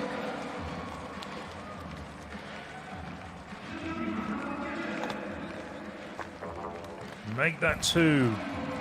Caught it with his chest, but it stays up. Wobbling fairly heavily, and it's not shifting from the stanchions. So he will stay in the competition at a meeting at which he holds the meeting record. Good height. Just manages to steer his torso away from the bar quickly enough, despite catching it just a little bit. The bar wobbles, but it doesn't fall down.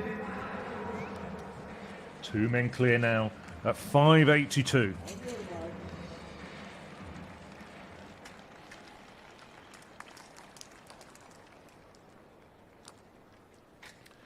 Well, after a brief hiatus from track events, we're now moving on to the women's 100 meters hurdles.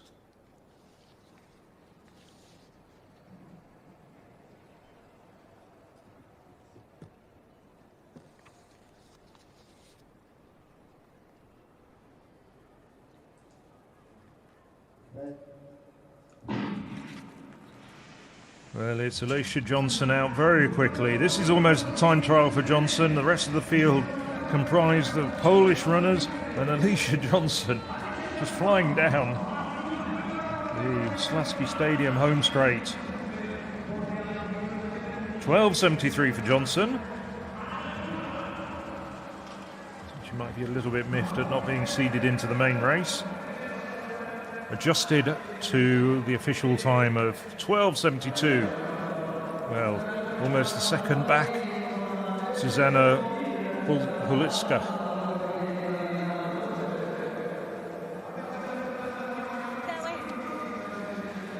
Good job, Lam. Good job.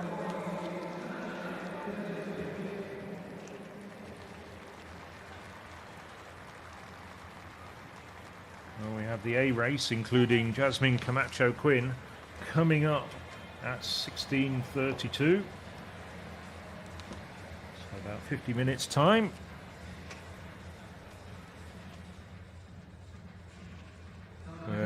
Alicia Johnson. Good run from her.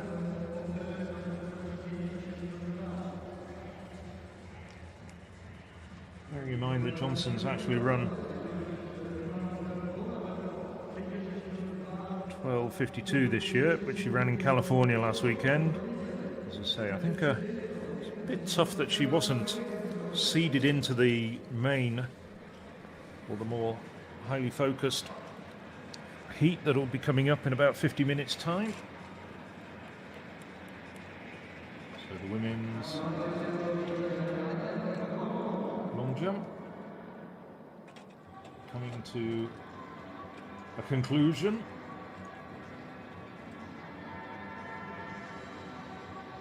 This is Marisa Lozolo, and in 5th place at the moment. 6:46, which she did in the 4th round.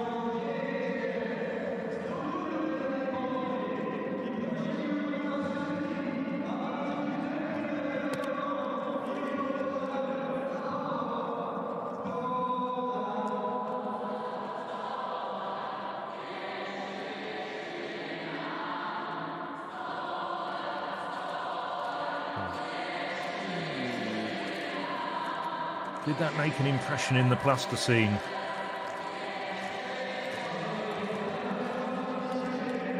We don't see which flag the judge raises.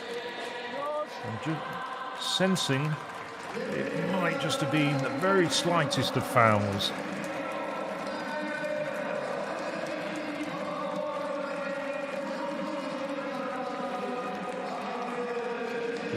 No, it was measured in fact.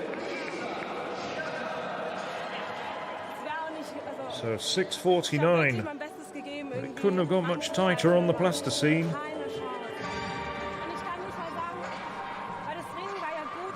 So a 3 centimetre improvement. Doesn't move her up a place though. She stays down in 5th with 6:49.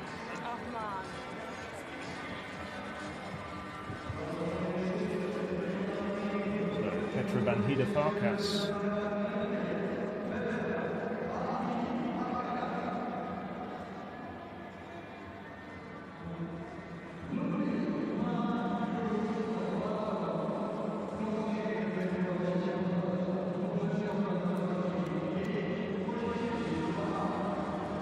Hungarian. It's way off the lead at the moment, down in 8th place at the moment. Improved to 6:37 in the last round.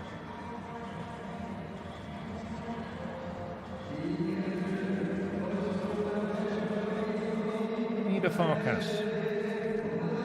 It's a personal best of 6:73. Took the European Under-23 title in Tallinn. That's 6:40, I think. Might be a slight improvement on her best effort so far in this competition.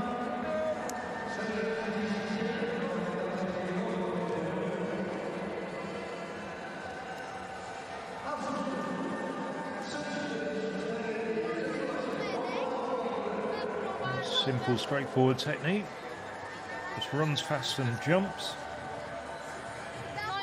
No hitch kicks, no flamboyance.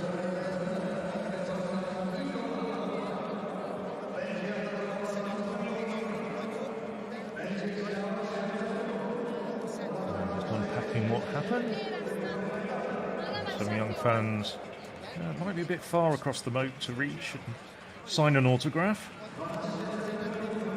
6:44, 7 centimetre improvement in the last round for the reigning European Under-23 champion. Horovska.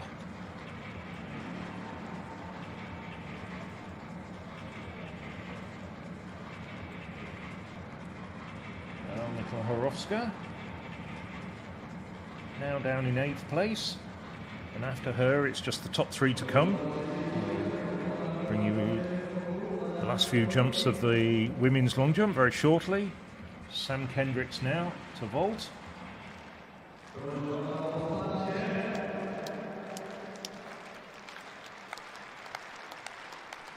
Hendricks went over 5:91 in Los Angeles last weekend. That looks as though he's brought down the bar at 5:82 though for a third and final time. Possibly still a bit weary after that long trip from California. He's been vaulting well. Took the US indoor title with 5:91 as well back in February.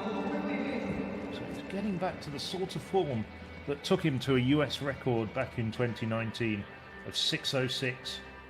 It's been over 6 meters or better on no less than 5 occasions, but the most recent one was in 2020.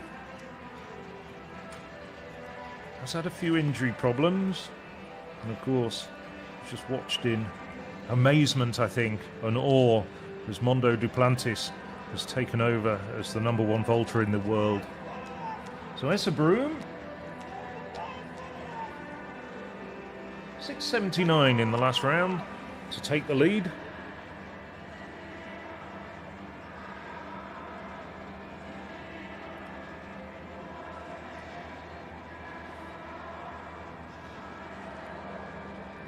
Essa Broom always competitive, it seems. Very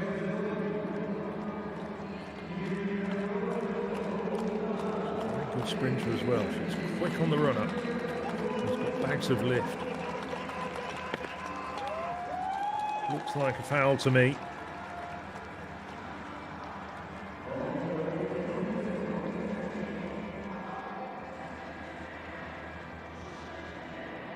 It's very, oh no, very tight once again.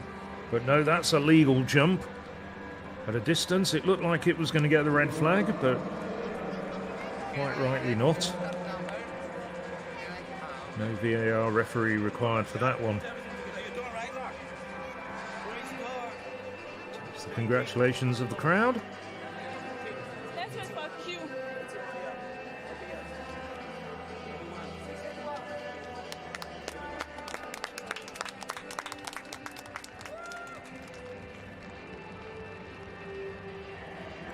So Chris Nilsson.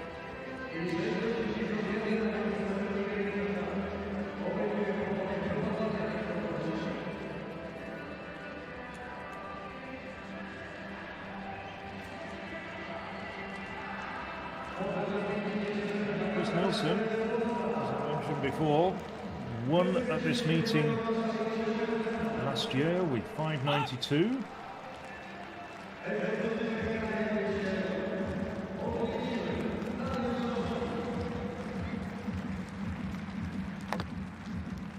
So this 5:91, first attempt. Well, that really was a bit of a shakeout at the last height at 5:82. We lost Kendricks, Cormont and Ludwig, so there's just 2 men left in the competition at the moment. Peter Lisek, definitely the home favourite. Former World Championship silver medalist back in 2017. And Polish record holder. And the man you've just seen bring the bar down, Chris Nilsson. So Agatha de Souza. That big 6:76 in the first round, 5 fouls to follow it up. Small, rangy athlete. It's good leverage on the board, good height, good distance.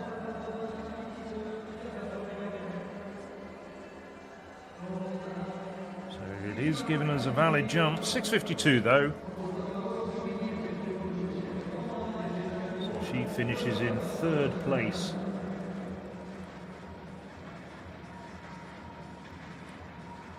Cornelia Burks saw herself pushed down to 2nd place with Essa Broom's 6:79 in the last round.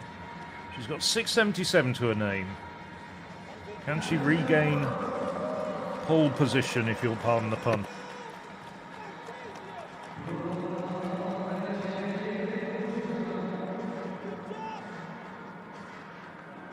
Judging from the look on her face, solid on the board.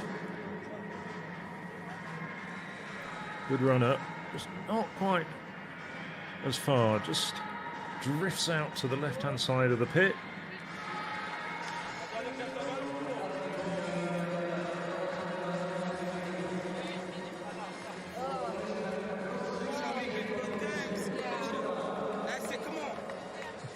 6:54 to conclude the competition. So victory goes to Esserbroom with 6:79. Quenisha Burks, and you can see the pair together, second with 6:77, and Agatha de Souza 6:76. Good quality competition, that. Season's best theoretically for Esserbroom.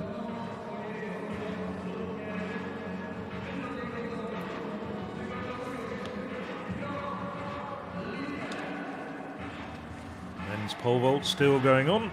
Peter Lissak now to take his first attempt at 5:91.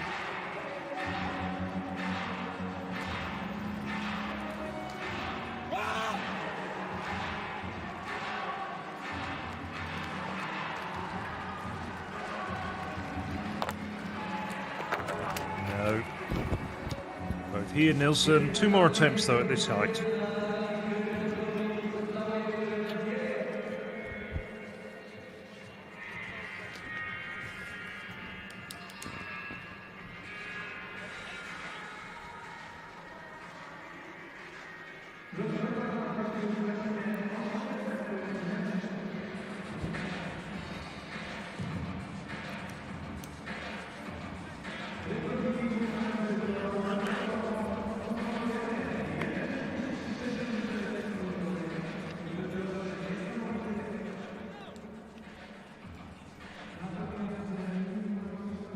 So the next event on the track, and we're running about 5 minutes behind time, but that's not too much when you're enjoying yourself with this good quality meeting. The men's 800 metres. Packed field of 14 men, some very good poles in there.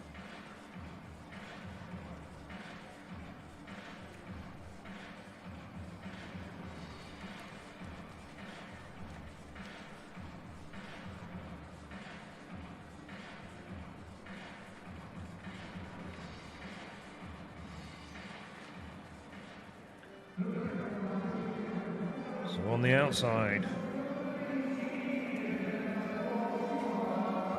Robert Bielinski will probably be making the pace, and Simone Barantini. As we move quickly through Kasper Lewinsky and Filip Ostrovsky.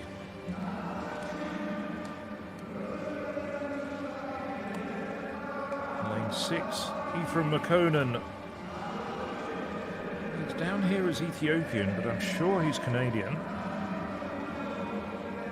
Maciej Borkowski, European indoor silver medalist in 2021 on home soil in Torun. Mark English, 2-time European Championship bronze medalist. Ben Pattinson, 2019 European under-20 silver medalist. I remember watching that race when we were in Borush. Daniel Rowden in the same lane as Maciej Widerka. Rowden, the European under-23 silver medalist in 2017. And then the very good pole, Mikhail Rozmis, now really more of a 1500 meter runner. And then on the inside, Patrick Siedowski and Jakub Ogid-Stanich.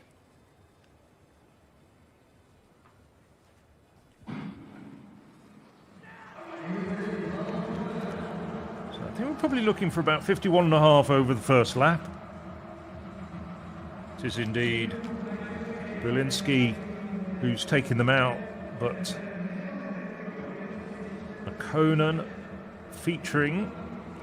McConan up there. Bielinski coming across now after the break, after 150 metres. Taking the pacemaking duties. Smaili as well, the Moroccan. Didn't mention him in the introduction, but he's up there as well. So it's Bielinski up there with McConan and Smaili up there. 50.84, it's quite quick. That's a good pace being set by Bielinski. and they're going with it. We've seen a couple of middle distance races in the World Athletics Continental Tour Silver meetings when they haven't gone with the pace over the middle distances, but these men are up for it and they're looking for a fast time. So it's now Ephraim coming round strongly on the outside. It's Patterson darting to the front, and it looks like Rowden as well following round. So it's Patterson coming into the home straight in the lead. In really good shape at the moment, Patterson battling away. As the early leaders drift backwards, it's Rowden, I think.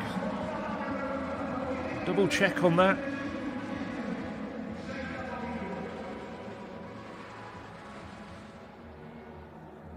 No, I don't think that's correct, the caption you saw.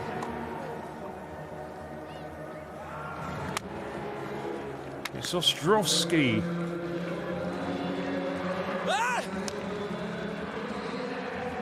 Well, that's just outside his personal best. Came into the just 21 years of age. Has a best of 1:45.62, and he's just outside that. Well, at this stage at the bell, it looks like McConan and Smiley, who are looking very, very good indeed. Pacemaker dropping out, and then it's Pattinson coming the long way round. Ostrovsky following him.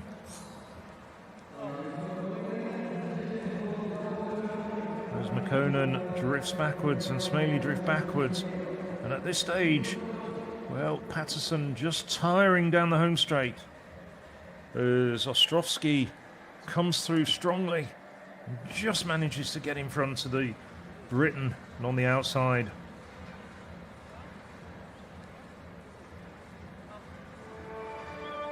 I was calling it Patterson, sorry. Borkowski.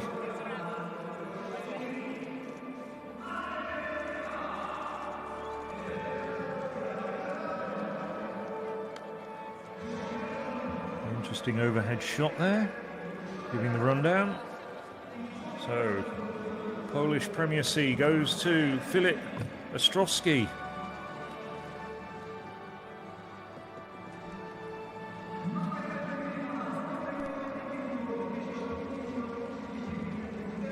Well, they've given it to second place to Ben Patterson.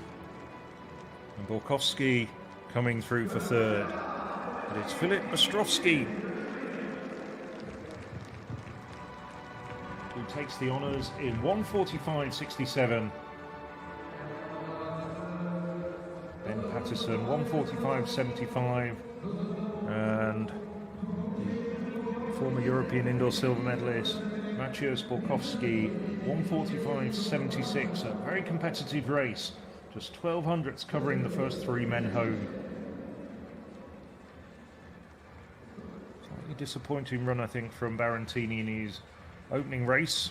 Over 2 laps of the track this year. The Italian was back in 5th, the reigning European under-23 champion.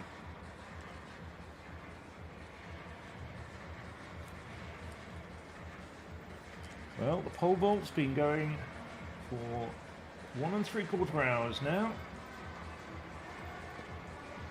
Might have just seen Lisek fail with his second attempt there in the overhead shots that we had at the end of the 800 metres. Both he and Nilsson have failed twice now. So third and final attempt at 5:91 for Peter Lisek. He's in first place on countback at the moment, and he wasn't far away from it either, but the bar comes down from Peter Lisek. Generously acknowledges the crowd. I've seen that a few times. The famous Peter Lisek backflip. But Lisek happy with that performance. Season's best for the Polish pole vaulter.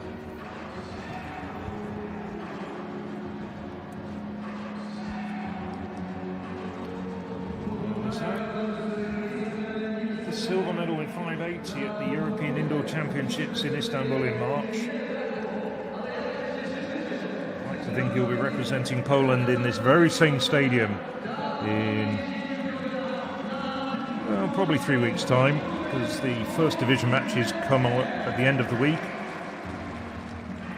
And he'll be flying the Polish flag at the European Team Championships here in this Slaski Stadium. Well, we've still got Chris Nilsson to vault in the pole vault, but we move on to the next track event, the women's 100 metres. 2 heats and a final at 17:20, the concluding event of the international programme.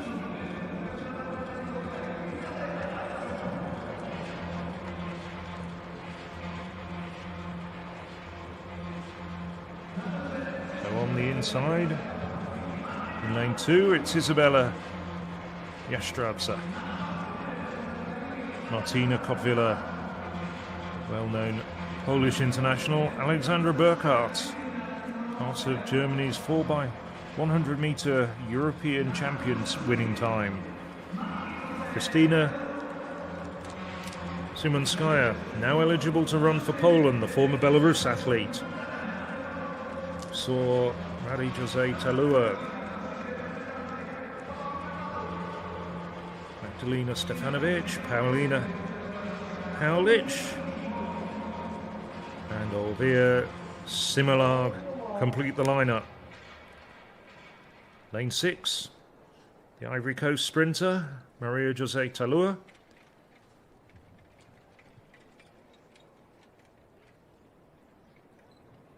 World Championship medals in the 100 and 200 metres in both 2017 and 2019. So as they settle down, Talua in lane 6 is the woman to watch. Simanowskaya alongside her. Her story well known, having sought refuge in Poland after considerable problems with the Belarus sports authorities at the Tokyo Olympic Games.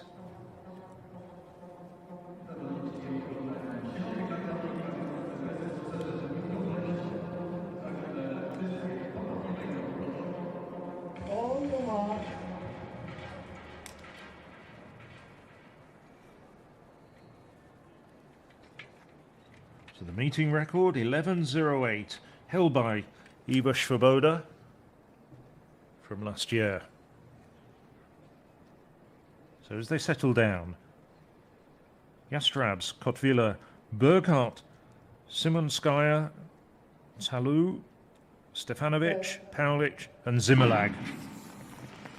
And Talu got a very good start, but on her outside, Stefanovic is right up there, but Talu then pulls away, finds another gear, and it's Stefanovic who comes home in front, leading the Polish contingent, but no doubt at all about the winner.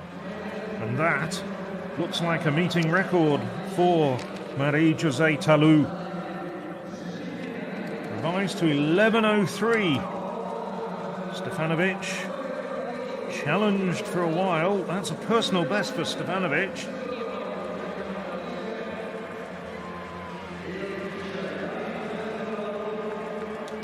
Simanowskaya, 11:28. It was a good race though from Magdalena Stefanovic. Stefanovic the quickest out of the blocks. Talu having ground to make up. And then at 40 metres just goes through the gears and pulls away after a modest start by her high standards. Easing up, sets a meeting record of 11:03. Well, she's already run 10:78 this year.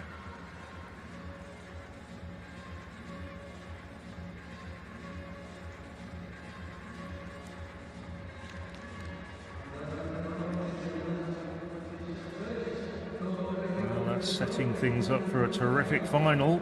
I wonder if Talu can take the meeting record under 11 seconds. Of course, she's run under that mark on many, many occasions.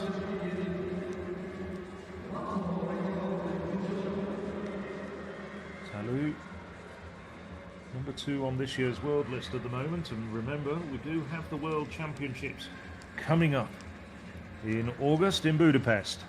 First three to go through to the final. 3 non-automatic qualifiers to join them.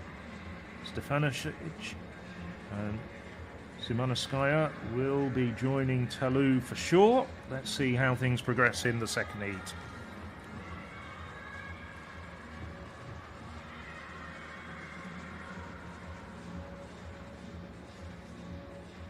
Well, it looks like the pole vault's come to an end, and Peter Lissak gets the verdict over Chris Nilsson on countback. Both men clearing 582, but Lissak had fewer fouls over the course of the competition. A little bit further back, Sam Kendricks, 572, a 2-time former world champion. Starting to come back to his best though. Could well be a threat, at least for the medals. It's difficult to see anyone beating Mondo Duplantis, but stranger things have happened in the world of athletics. And Kendricks looking as though he's starting to come back to his best indeed.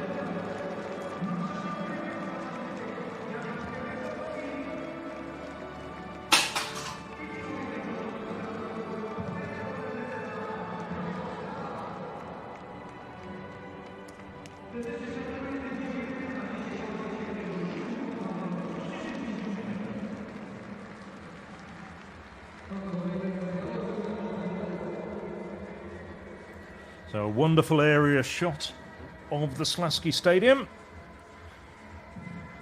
As I said, this will be the venue for the European Team Championships coming up in just over 2 weeks' time, which will be right the way across that week, the 3rd week of June. And then, of course, 5 years isn't too long to wait. We have the 2028 European Athletics Championships in this very stadium. Now, the second heat of the women's 100 metres, including the local star, the former European indoor champion Eva Svoboda, who's just seen her meeting record handed over to Marie-José Talou.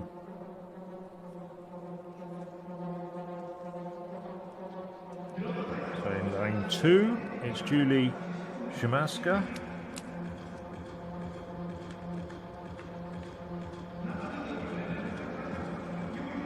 19 years of age. Klaudia Adamek, seasoned Polish international. Ania Kielbasinska. Well, we don't see her running hundreds too often. More accomplished 400-meter runner. It does have a best of 11:22.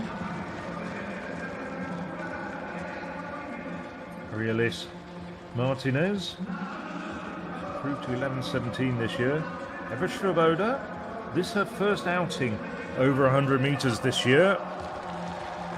Improved her best to 11:05 last year, but she'd just seen Marie-José Talou run even faster than that. Shannon Ray, an 11:09 performer.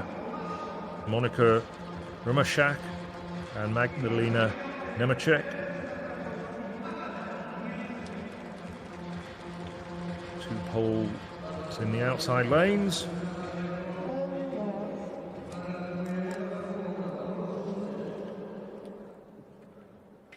So, how can Svoboda and the rest of this field respond to that thrilling performance by Marie-José Talou in the first of these two races?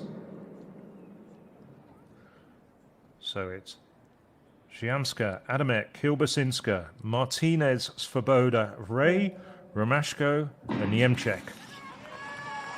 Well, Svoboda's out very quickly indeed. Kielbasinska running well at this stage. Martinez trying to claw the back, but it's Svoboda all the way to the line.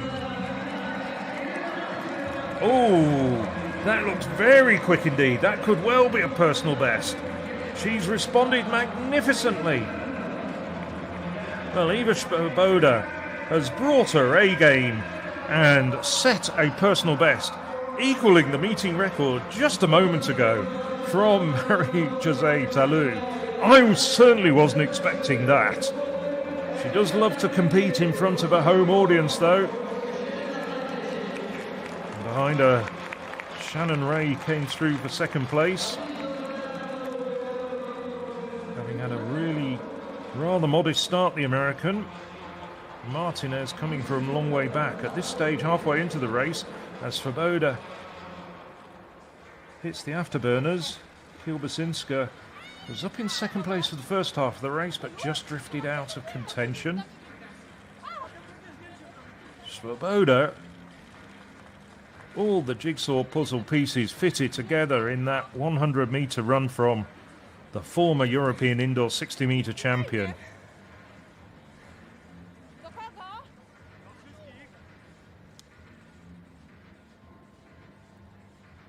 What a terrific performance. Well, Kusocinski and Shannon Ray. Martinez coming through strongly in second place, but Eva Swoboda just running away from the field. Swoboda took the silver medal in Istanbul back in March. It looks as though she spent the last couple of months after the indoor season really sharpening up very effectively.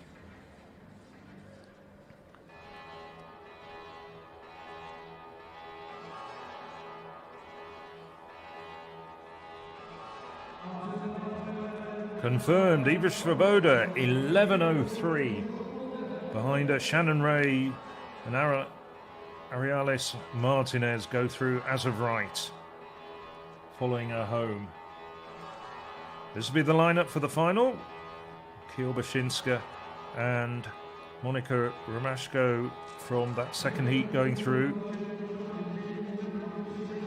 So those will be the 8 women in the final.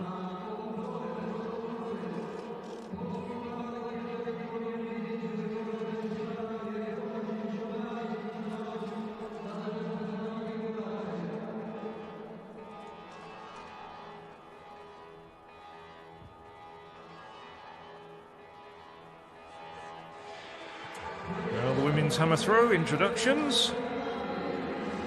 So Sia Kosonen, World Junior Champion in 2021.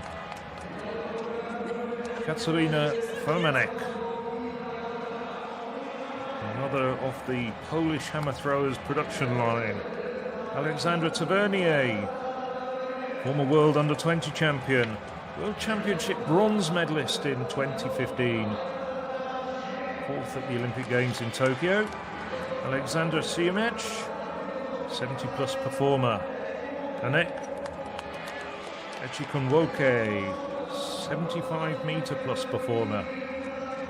Nawina Kopron, Olympic bronze medalist in Tokyo, former World Championship medalist. This is Jenny Kassenvoid, World Championship bronze medalist last summer in Eugene. Cameron Rogers, World Championship silver medalist and Commonwealth Games gold medalist last year. And Anita Blodac, 3 Olympic golds in 2012, 2016 and 2021. 4 world titles in an absolutely magnificent career, and still the world record holder with 82.98. That was a mark set back in her probably her most prodigious year in 2016. So now, Blodac, 37 years of age, couldn't contest the World Championships for that infamous story where she chased down and caught a car thief.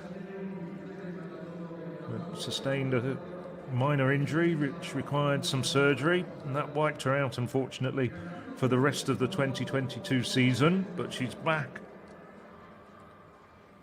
Hasn't quite hit her best form yet. But Blodac, another of the icons of Polish athletics here. Well, we've seen some really good throwing in the men's event earlier, won by the reigning Olympic champion Wojciech Nowicki, 80 metres exactly. Kosonen gets things underway in the women's event. That's about 69 metres. Will be measured.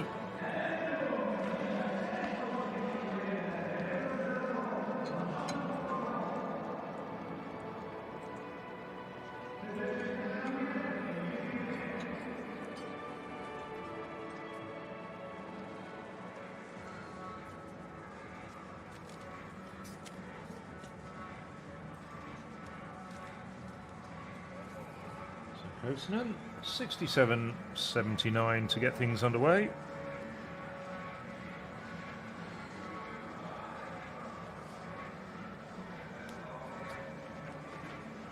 Katarina Firmanek hasn't been over 70 meters this year.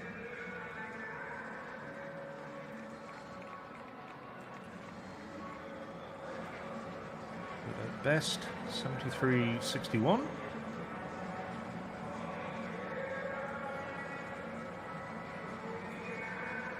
And probably at around 68 meters, Firmanek. European under-20 bronze medalist back in 2015. And World University Games bronze medalist in 2019. So has some good international credentials.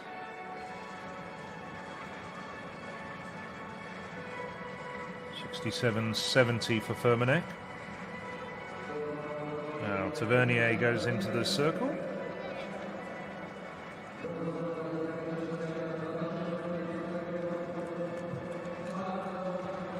Tavernier competed here last year, finished down in 7th place.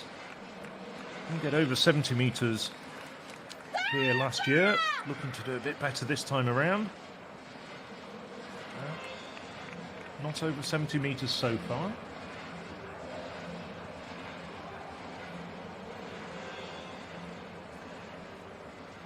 Meeting record held by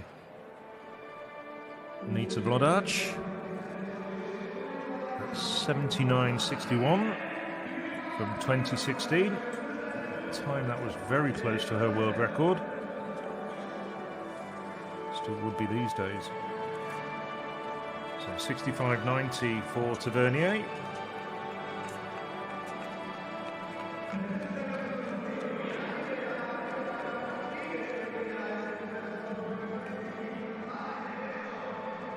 Smiech goes into the circle.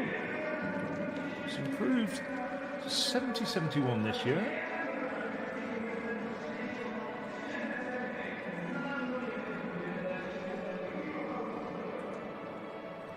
World lead this year, 80.17 by Brooke Anderson of the US.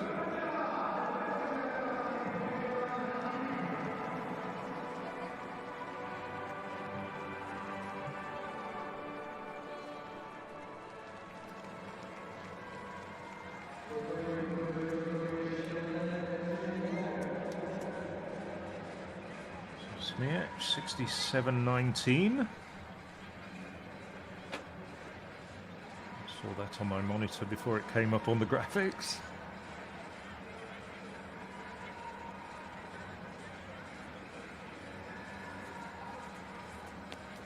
Echikunwoke.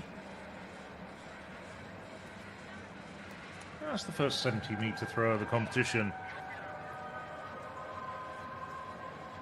Echikunwoke, 75 meters exactly. Earlier this year, it was a best of 75.49.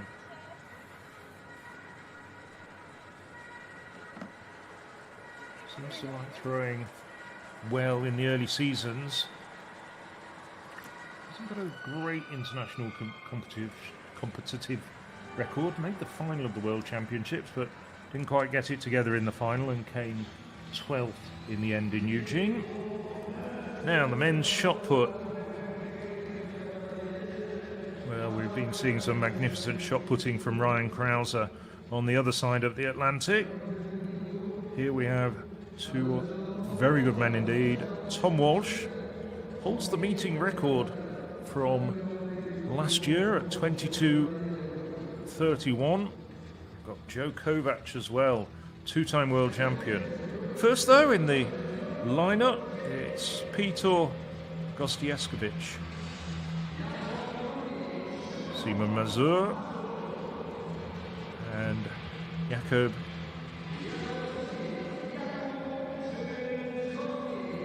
Chrzokowski. See my pronunciation quietly.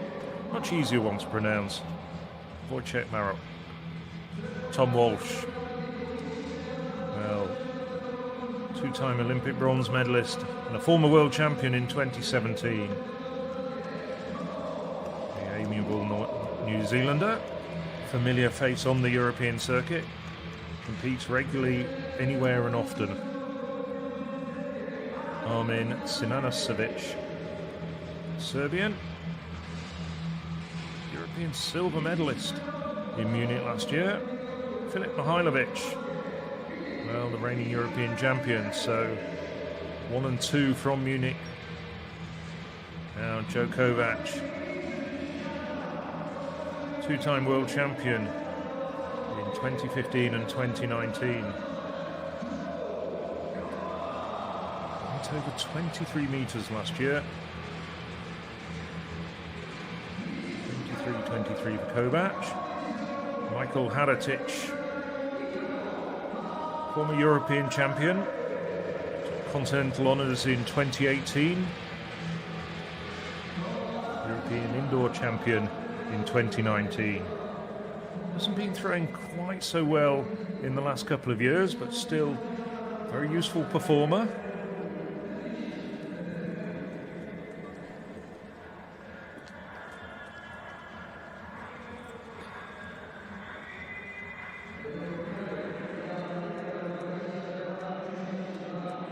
So now it's Malwino Popovan into the circle.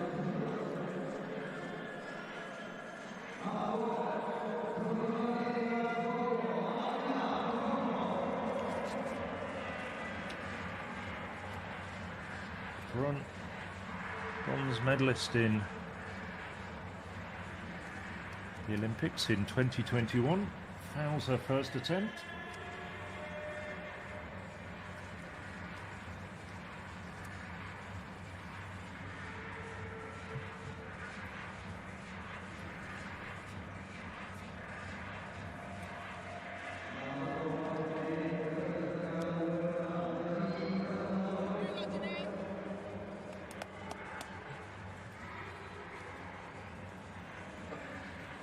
So next into the circle, Jenny Kassenvoid. Senna Void, bronze medalist, spins out. It'll be the red flag for the American. She's never quite got behind it. It's just the first round at the moment. Obviously you want to get a big throw in if you can. Senna Void has already gone over 76 meters this year. Best of 78 meters exactly from last year. Now, Cameron Rogers.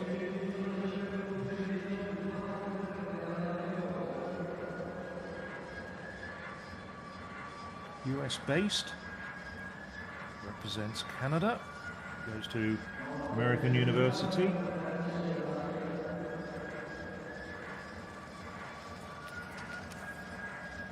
Improved to a national record of 78.62 this year when winning in Los Angeles last weekend. So she's in shape, but has had to travel a long way to get here.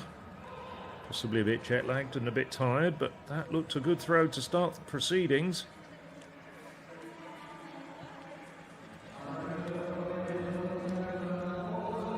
Well over 70 meters, just waiting for confirmation of the distance.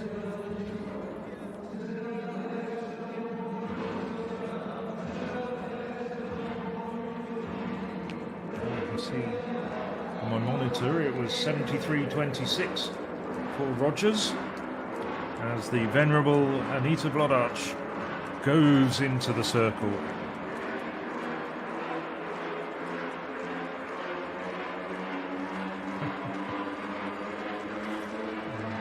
Whirling accompaniment over the stadium loudspeakers. Well, shy of 70 meters.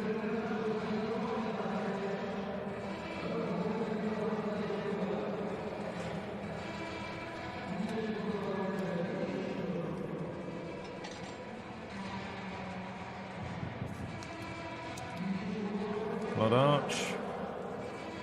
There's not much you can say about Vlodarch that hasn't already been said.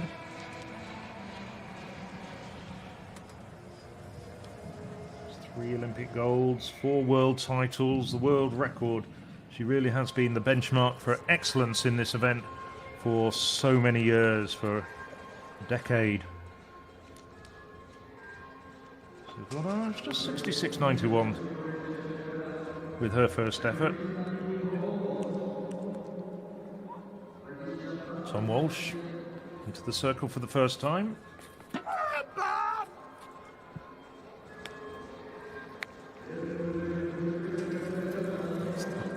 Not entirely happy with it.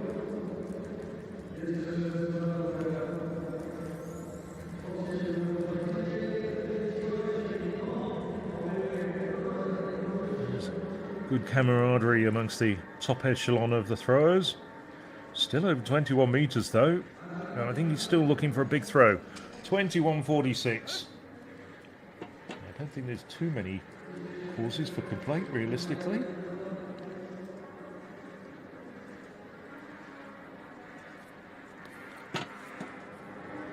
Joe Kovac following him in. I should say Sinan Savic.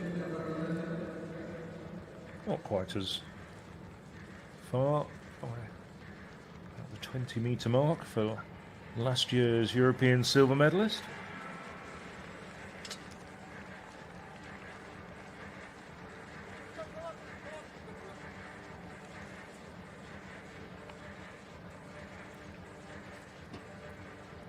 So Sinan Savic, 1923. Now, tall, powerful Croatian Filip Mihajlovic. It's close to 21 metres. Well, possibly closer to 20 metres on reflection.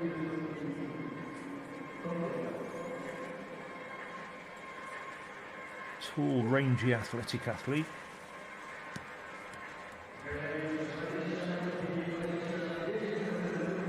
.2029 for Mihajlovic.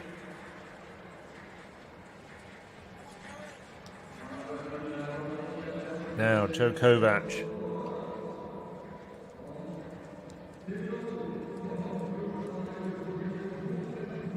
Kovac. 22.69 already this year in Nashville. That came at the end of April. Very, very consistent. Did his foot go out? That was over 21 metres. But just checking whether he managed to stop his left foot going out of the circle there. We're not seeing... No, I think it was a foul. Did look as though he couldn't quite contain his technique. There we go. That's his left foot, and then he walks out.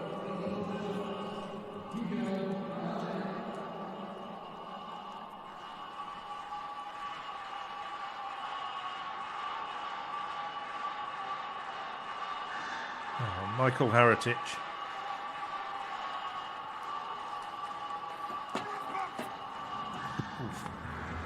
Well, about 20 metres, but did he stay in the circle? He was quick across the circle. Oh, it was very acrobatic and almost balletic, and he did manage to stay in. Grin from Haratic as it's measured at 19.58.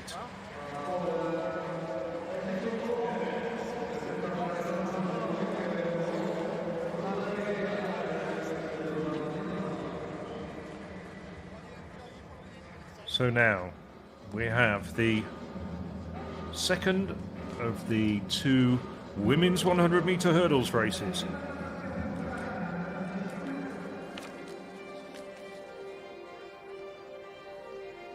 Well, interestingly, Alicia Johnson gets to run a second time after winning the first race in 12.72. She's been given a second opportunity to run. I think there was a bit of questionable seeding there. So on the inside we have Klaudia Wolsztynik, European under-23 bronze medalist in 2021. Claudia Sickarts, got a silver medal in the European Under-23 Championships 2 years earlier in 2019. The Cypriot record holder, Natalia Christofi, has a best of 13.02. Now Alicia Johnson. We've already seen her once already. Johnson won the first race. Jasmine Camacho Quinn leads the world with 12.31 and it jet-lagged around 12.40 in the French meeting in Montreux on Tuesday. Indian record holder Jyothi Varajdi we saw, and Veronika Naziak and Karolina Kolacek complete the lineup on the outside.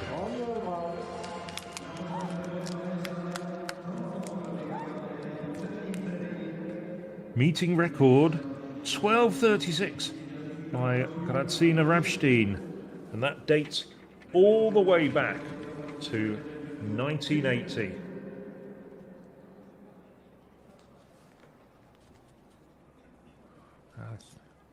Once again, I think that might have been a world record at the time. Johnson just having a problem with her bib, just requesting to stand up. Fair enough. So, well,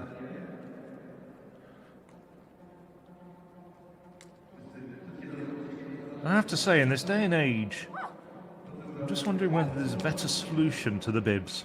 They're rather big. Is there nothing else that we can do? Let's put our minds to it. However, for this afternoon, that's what we've got. As they settle into their blocks from the inside, Wojtnik, Sikarts, Christofi, Johnson, Camacho Quinn, Yadachi, Naziak and Kolacek. Keep your eyes on lanes 5 and 6. Alicia Johnson of the United States. Jasmine Camacho Quinn, the Olympic champion from Puerto Rico. And it is Camacho Quinn in lane 6 out very quickly. She's being kept by Johnson. But it is... Ooh, that is very tight. Over the last few strides, it looked like Jasmine Camacho Quinn was darting away to victory, and then she gets pulled back by Johnson alongside her. Well, I haven't got, I can see it's 12:42, the unofficial time on the trackside scoreboard. If that is the case, that will be season's best for Alicia Johnson. Camacho Quinn, 12:31 in Los Angeles last weekend.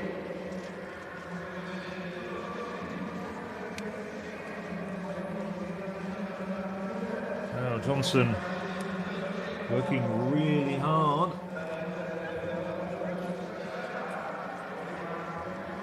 There's Iraji.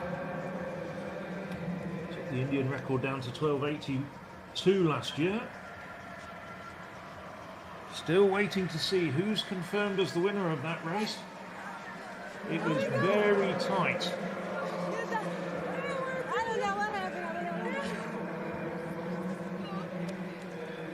Well, Alicia Johnson, disqualified in her heat to the World Championships last year. She's going to try to qualify for Budapest and make a statement there. We're still waiting for the decision.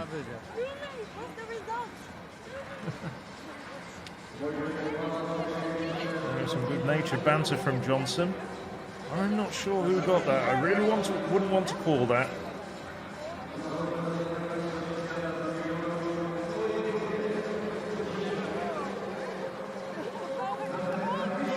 Very tight indeed. Still waiting for the rest of the result, and it is both are given the same time, but Camacho Quinn. Oh no, it's being called as equal. They can't split them down to the 1,000th. So Camacho Quinn and Johnson take the victory at 12:42. Christofi, personal best and a Cypriot record at 12:84. Rashi just a little bit outside of Indian record at 13:03. So here we see it's Camacho Quinn at this stage leading the way, looking good for it, but the acceleration off the last hurdle, Johnson just manages to get level. Both women given the same time of 12:72.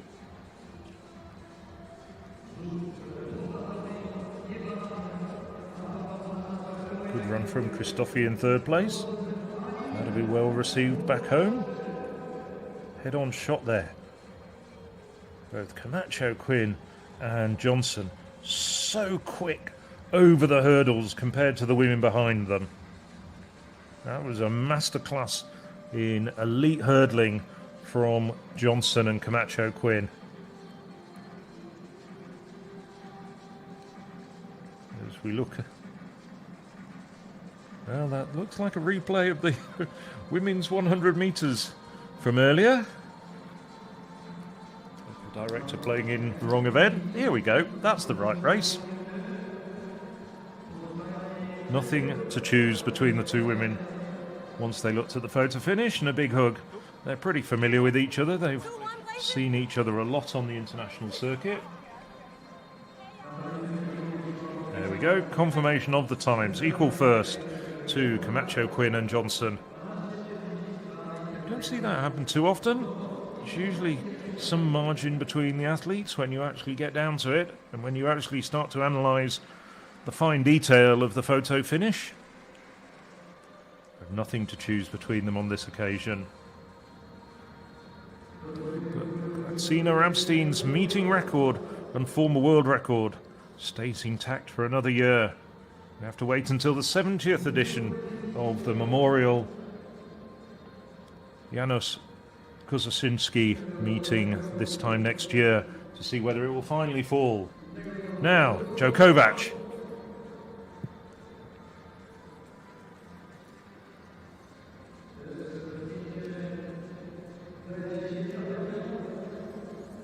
Kovac had a foul in the first round, we saw that. Looking to try and surpass Tom Walsh's 21:48. I tell you that Walsh had a foul in the second round, so that still leads, but Kovac gets a valid mark in, moves up to third with that 20:42. Now, there's 5 poles in this competition, and they're being led by the former European champion Michael Aratic. 19:58 in the first round.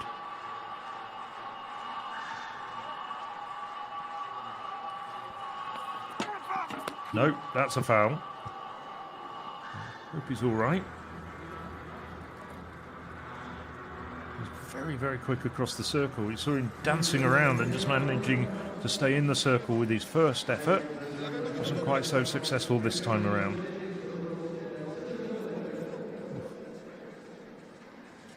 I think he came away from that unscathed, but it could have been quite nasty. So back in the women's hammer now.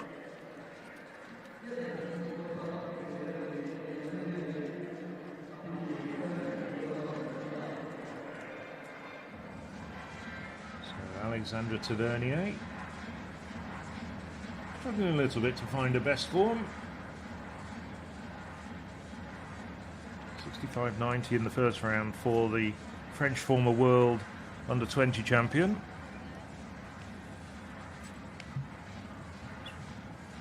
Might be a slight improvement. It's around the 65-metre mark. No improvement. 64.71. So her best still remains 65.90.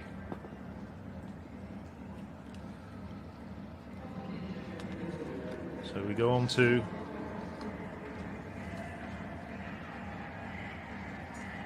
another Alexandra Smech. Paul.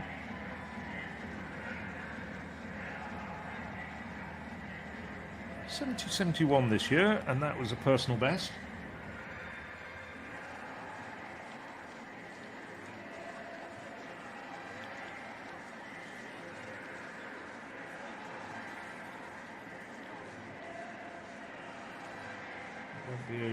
personal best. Wasn't over 70 metres, that's for sure. 67.89 though. The best so far for Alexandra Smech.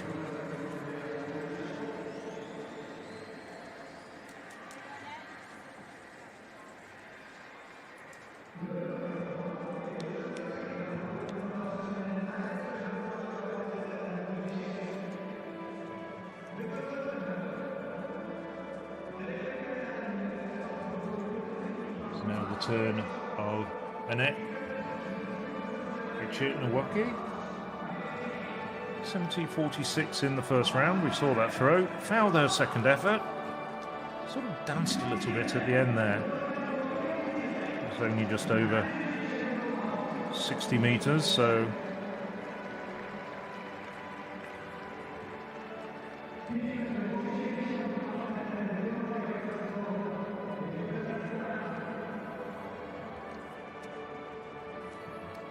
just over 70 metres. 70.55. So a 9 centimetre improvement for the American.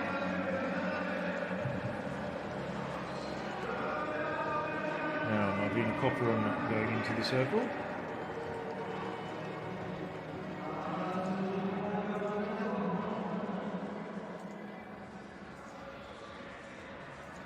Copperan, Olympic bronze medalist 2 summers ago.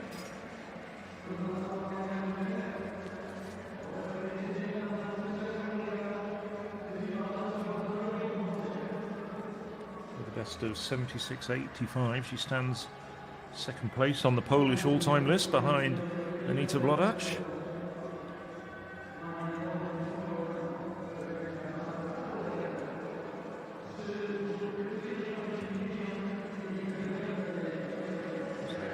.50. Still down in 5th place for Marvina Copperan.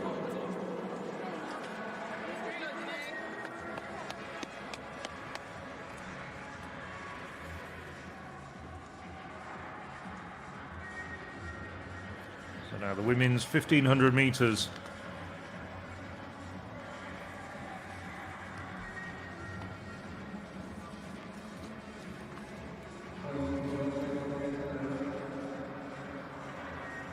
Got a lot of Poles in this field, but also Sumawit Mbai, very good Ethiopian, also the European under-20 champion from 2 years ago.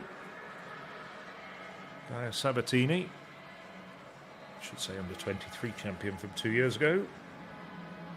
So 17 women field, big field.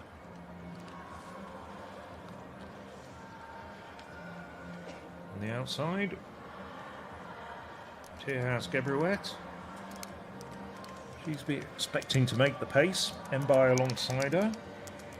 Christina Maki, well-known Hungarian athlete.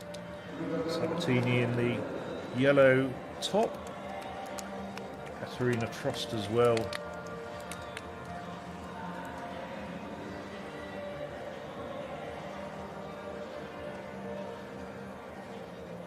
There's the large contingent of Poles.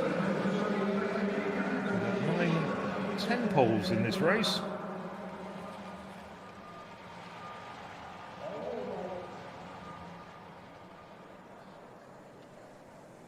All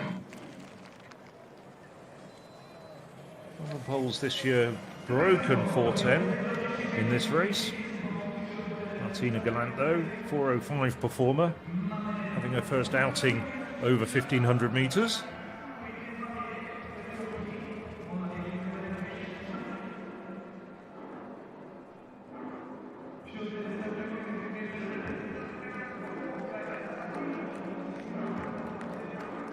So the race gets underway.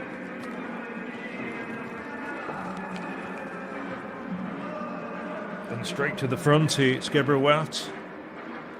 And she's been followed by the two Ethiopians, Makonnen in the yellow vest, and in front of her, Mbai.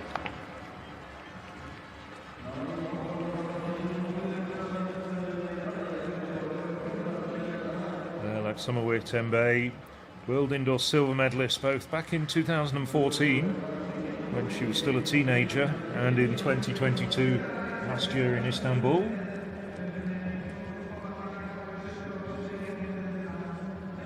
Good pace at the outset. And of course, all these 1500 metre women still reeling from that world record at the Diamond League in Florence on Friday night.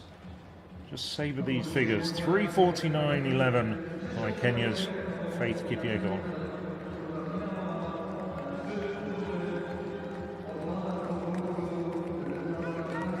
Mbaye has a best of 3:58.80 from last year. She's a sub 4 minute competitor.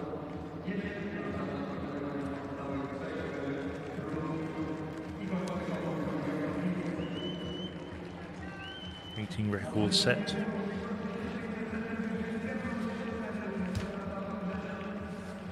Back in 2021 by fellow Ethiopian Gudaf Sagai.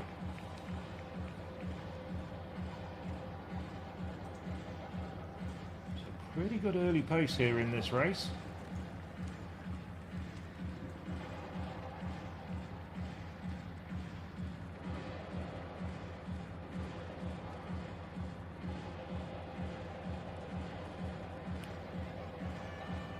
So now it's Mbaye out on her own. McConan drifting back. This has turned into a time trial for Mbaye.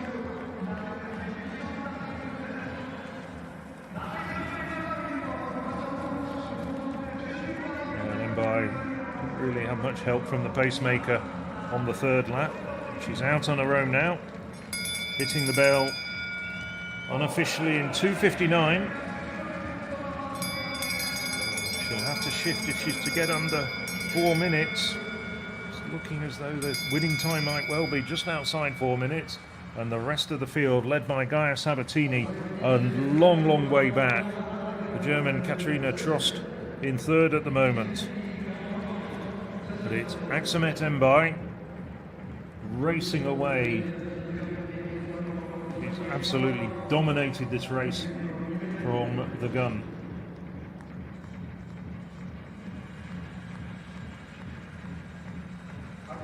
Mbaye finished fifth in that world record race, 4:00.98. Hasn't run under 4 minutes outdoors so far this year. Well, she's still on the cards, maybe. She's put in a really good last lap. We haven't seen split times, but she's working hard. She's really battling. She really wants to get under 4 minutes. Not going to be so. 4:02.65. Sabatini leads them home in second place, leads the rest. And they're a good 7 seconds in arrears of Aksamet Mbaye of Ethiopia. So Mbaye dominated that race from the very start. Now 28 years of age.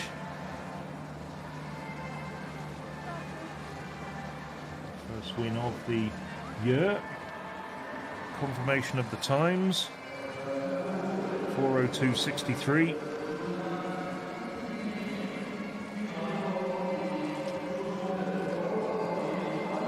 I'm sure she's going to be part of the Ethiopian trio contesting the 1500 metres at the World Championships coming up in August, possibly in contention for a medal.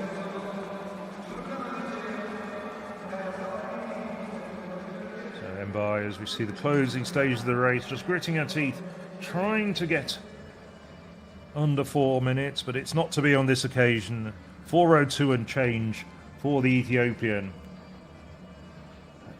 Hasn't had great success outdoors at major events. Didn't get out of the heats at the 29 World Championships. Didn't go to the 2022 World Outdoor Championships, despite having a silver medal indoors last year, as that's the rest coming home, led home by Gaia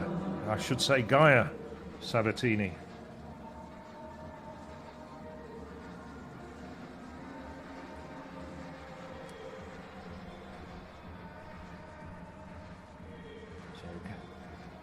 Cameron Rogers stepping into the circle. In first place at the moment with 73.26. Canadian silver medalist at the World Championships last year and has thrown over 78 metres already this year. Second on the world rankings behind the world champion Brooke Anderson.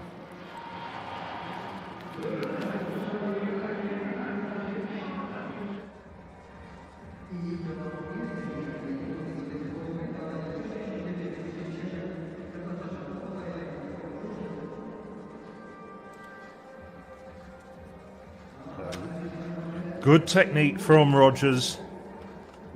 Puts down at around 75 metres. 75.76 for the Canadian.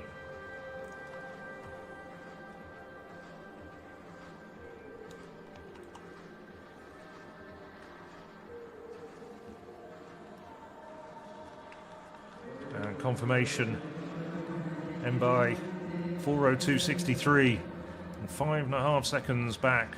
Gaia Sabatini takes second place, 4:08.07. Martina Gallant on her debut over the distance this summer in third place, just behind Sabatini. As we look at the rest of the results from that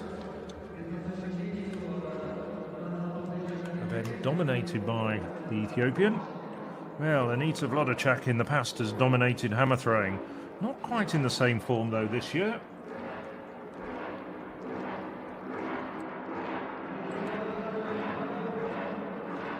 Holds the meeting record here with 79.61. The world record at 82.98. We've just gone over 70 metres in this competition.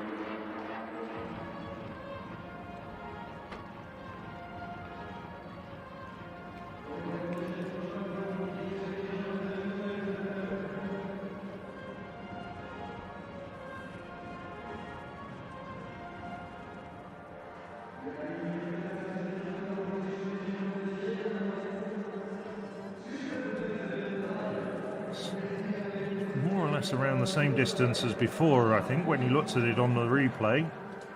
Had 70.64 in the third round and has just improved by 3 centimetres to 70.67.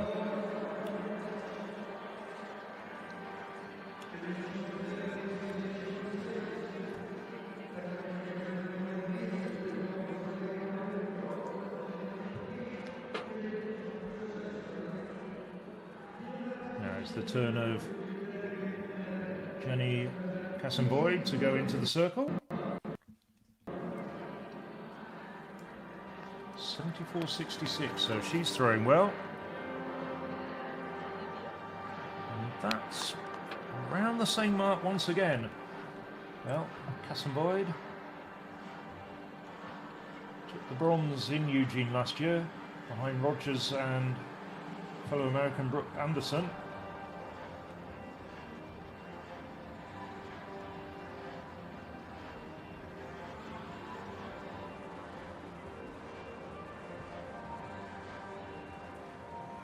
.75.34. That's one of her best throws ever. I'm just counting down the stats. She has 78 metres to her credit from last year. That's one of the best throws.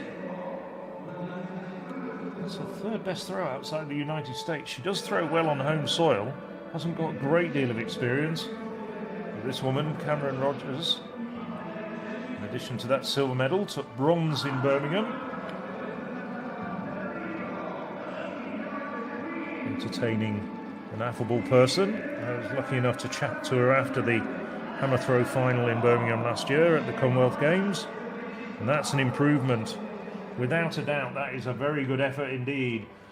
She doesn't look as though she's terribly pleased with it, and I think that's an improvement on her 75.76 in the last round. That's around 77 metres, I think. 77.34. Well, barely a smile. She's very focused, but that was a really good effort from Rogers.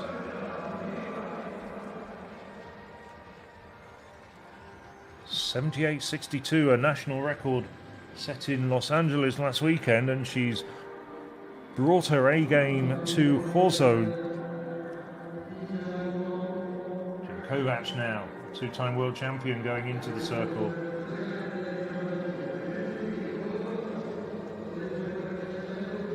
Kovac, 2095, not quite firing on all cylinders. I think I've used that phrase once or twice during the course of this commentary. That's not as far as his third round effort.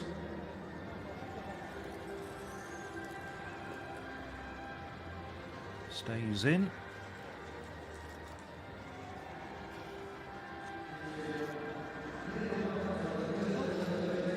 20-26. Looking for that elusive 21-meter effort. Now Filip Mihailovic.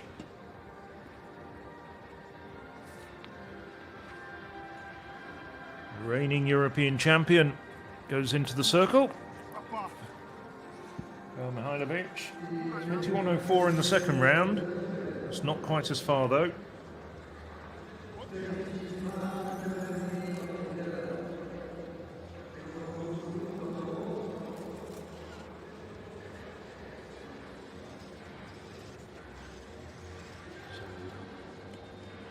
Just one man to throw in the fight. With his final throw in the fourth round, Mihailovic, 2067. So no improvement for the Croatian. Tom Walsh goes into the circle, leading the way by 44 centimetres with his first round, 21.48. That's a good one. That's over 21 metres again. Not quite sure whether it's as far as his 21.48. Anything over 21 metres is a nice effort. Holds the meeting record from last year at 22.31. 21.23. So, stays in first place. Two throws over 21 metres. Leads the way with 21.48.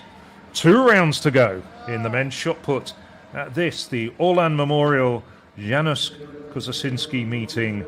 The 69th edition, celebrating one of Poland's legendary athletes, the 1932 Olympic gold medalist.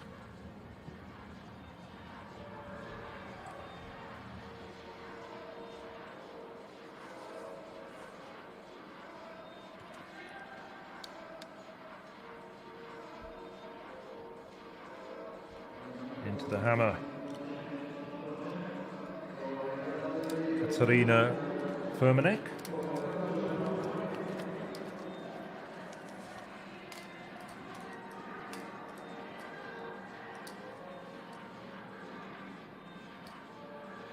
Firmanek.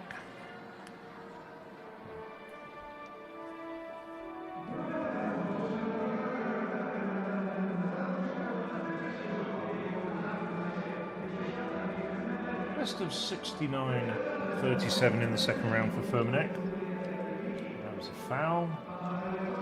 So she stays in 6th place at the moment.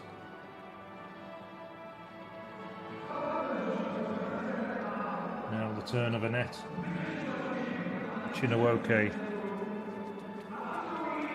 She's very quick across the circle. Oh!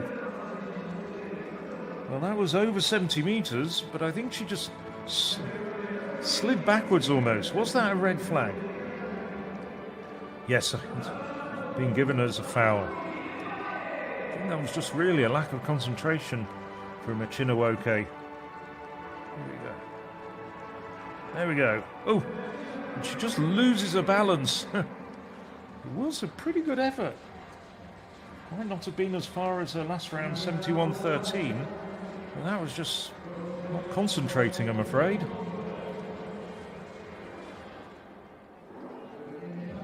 Anita Vladicek.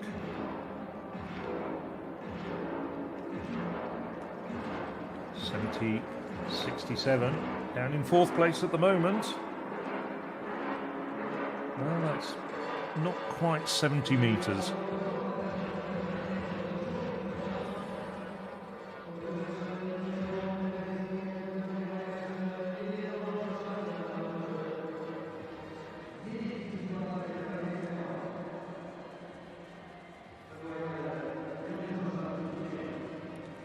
Still early stages in the season though.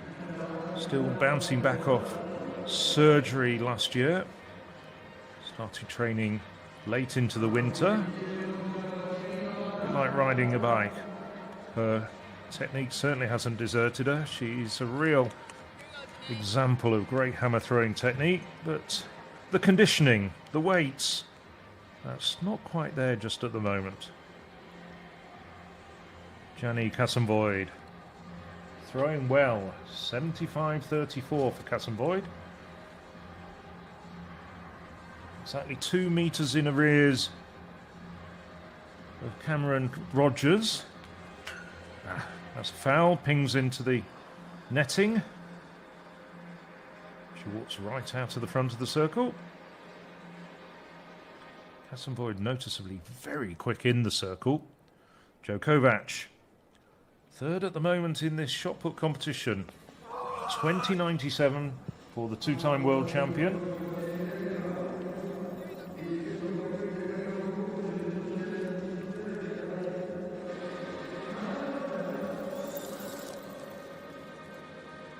Foul. Right smile for Kovac. Seen it all, been there, done it all over the course of a very, very illustrious career.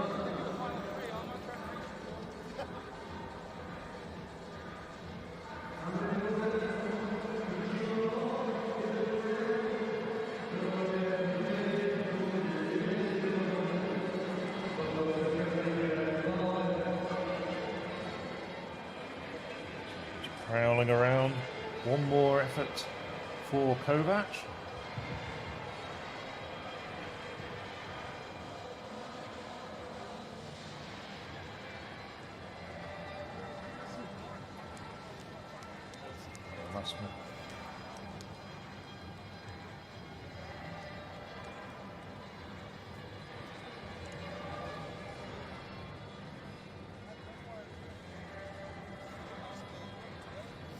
So Filip Mikhailovic and Tom Walsh still to go in the 5th round.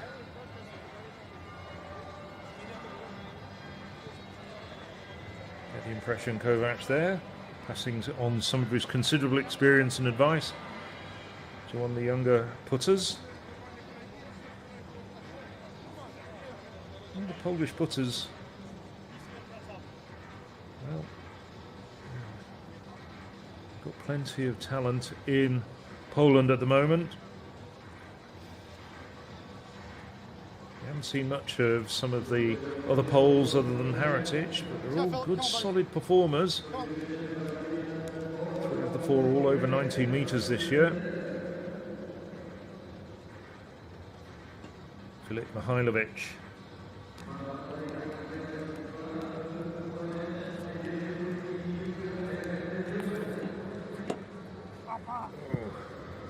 That was close to 21 metres. Was it a foul? We didn't see the flag. So yes, it was given as a foul. He thumped into the backboard and I think he over-rotated and just possibly clipped it. Here we see a replay. Yeah, he can't hold it and just steps out. So Tom Walsh leading the way, 21.48. The New Zealander got that with his opening effort. He's had one more effort over 21 metres. Holds it in, yeah. Not quite 21 metres, so he steps out. That's still an effort that everyone else would be happy with, I think. But Walsh has very, very high standards.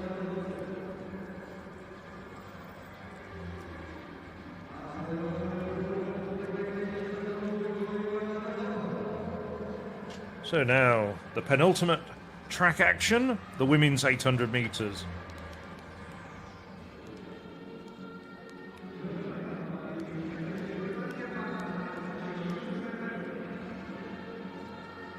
There's the full lineup.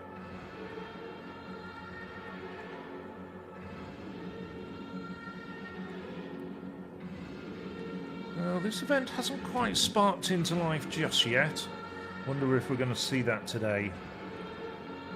Fastest time in the world, 1:58.23 by Nelly Chipchachir. On the outside, Agata Polakowski. She'll probably be making the pace. Laura Hoffman finished third in her last race in Monterey. And Nakai from Uganda in the same lane as Margarita Koshadova. Is Benin record holder Noel Yaragi and the Canadian Catriona Bissett. Gemma Ricci, fourth in the Olympic Games, just missing out on a medal 2 summers ago. Here's Eloisa Cairo. It's improved this year. Angelika Sana of Poland, sub 2-minute performer at best, ran 1:58.72 in 21. And Topalanika on the inside, 1:58.86.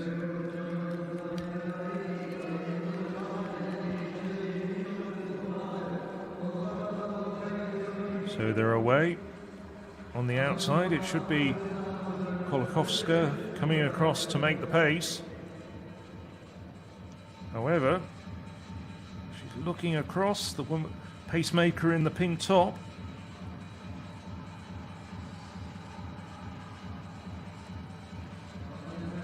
Cairo tucked in there.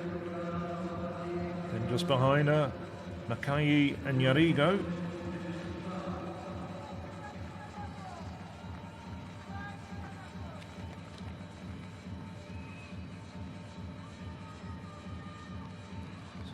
Ricci on the inside in 5th place at the moment. See there the long hair flicking from left to right. So 57.67. Quick pace, setting it up for a sub 2-minute time. It's Cairo at the front at the moment. Laura Hoffman coming around the outside. Behind them,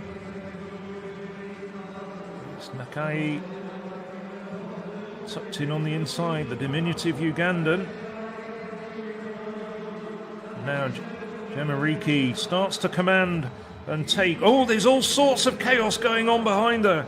It looks like Laura Hoffman got spiked and went to the floor as Gemma Ricci now starts to pull away. She's being chased by Nakai, the Ugandan, but Ricci, who was caught on the line in Monterey on Tuesday, that's not going to happen here.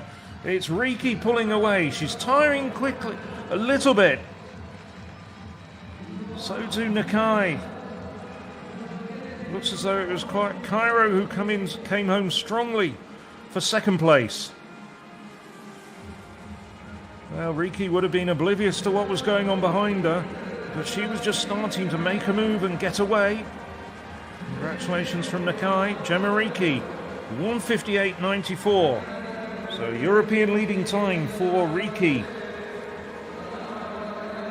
Bissett, the Australian it was, that came through well. Bissett under 2 minutes as well. Let's have a look at what happened. So there's Bissett at the front at the moment, as Ricci starts to come around. But just keep an eye on the drama behind as Ricci comes round and they come in to enter the bend with 200 metres to go. Ricci starts to pull away.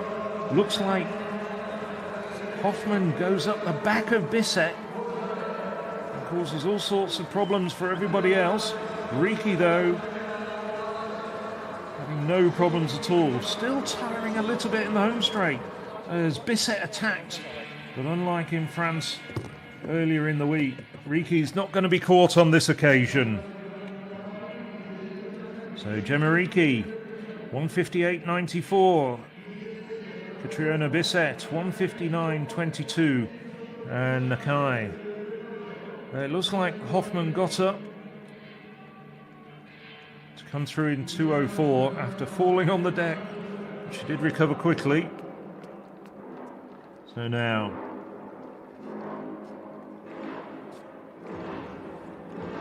Alexandra.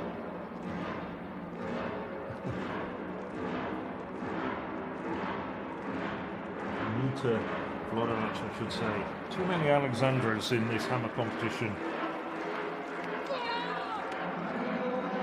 Well, trying to improve on the 70.67. It has her down in 4th place at the moment. I don't think that is an improvement. It's more or less around the same place. Maybe just slightly short of a 4th round mark. No, 70.27. So she stays in 4th in this competition. Meeting record holder at over 79 metres. Has to settle for 4th on this occasion. Now, Michael Haratic.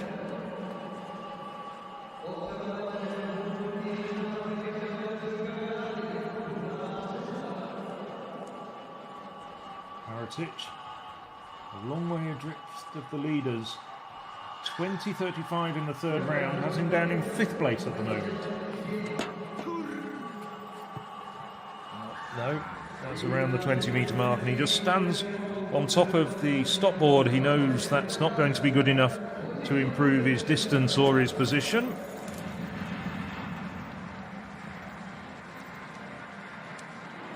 Bit of courtesy towards the judges and the rest of the competitors, moving things along. Oh, it was measured 1973. I thought he'd actually, it was a bit erroneous. I thought he'd actually stood on the top stop board. My mistake, I do apologise for that. Sometimes a little bit difficult to see what's happening at a distance. Now,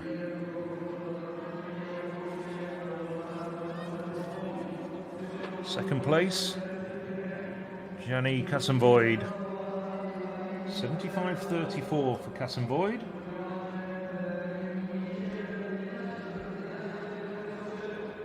A lot of distance to make up between herself and Cameron Rogers, leading the way. 2 metres to be exact.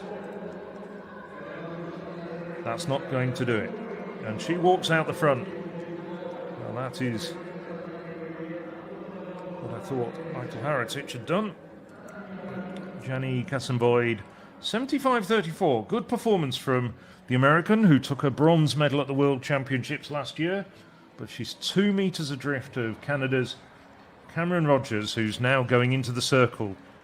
Just like with Wojciech Nowicki, had the competition clinched before his last effort. Now, Rogers, 77.34. Can she pull out a big one? Get close to her Canadian record of 78.62 from Los Angeles last weekend? No, that's around the 75-metre mark.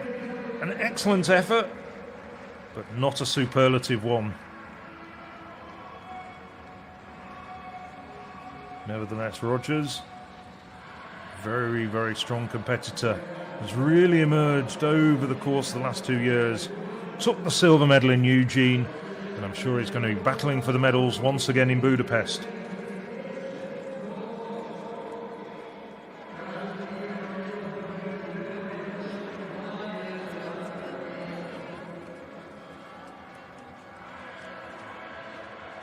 Give Rogers a week or two just to get the jet lag butt up behind her, and I'm sure she's going to be throwing over 78 metres again. But today, last effort marked at 74.87, and she settles for victory by exactly 2 metres with 77.34, which came in the 4th round. Well, still got a few more throws in the men's shot to come. We're in the last round of that event as we're building up to a climax and the very last event of the international programme, the women's 100 metres. So Jo Kovac, 3rd place at the moment, 20.95. That's over 21 metres for the first time in this competition. and might just sneak into second place. Filip Mihajlovic, 21.04.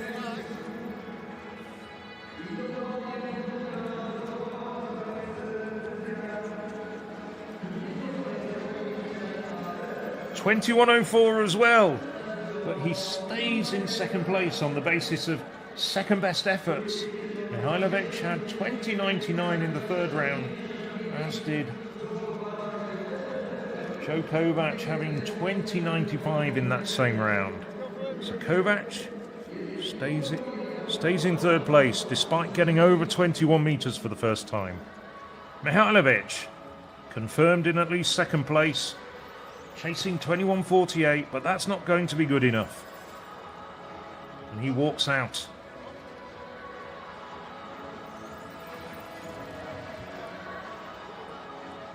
Mihajlovic. Good competition for the European champion.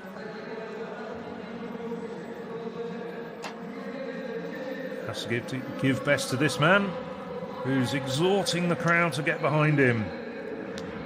Meeting record belongs to him from last year, from 12 months ago. 22.31.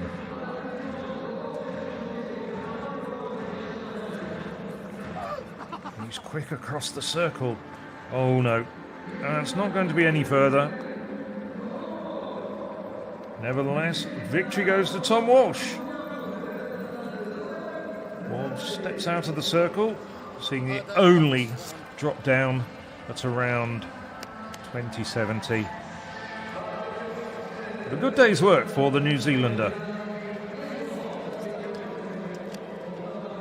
Tom Walsh, 21.48, takes the plaudits in Chorzow at the Memorial Janusz Kusocinski.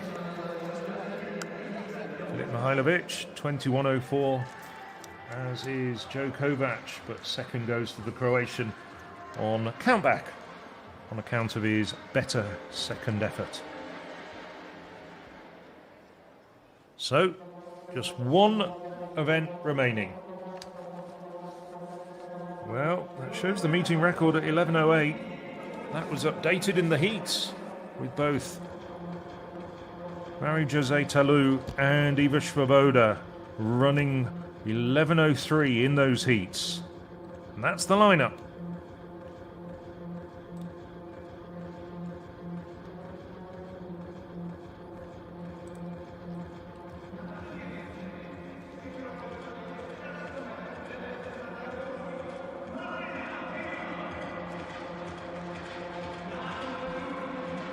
So on the inside is Kotvila.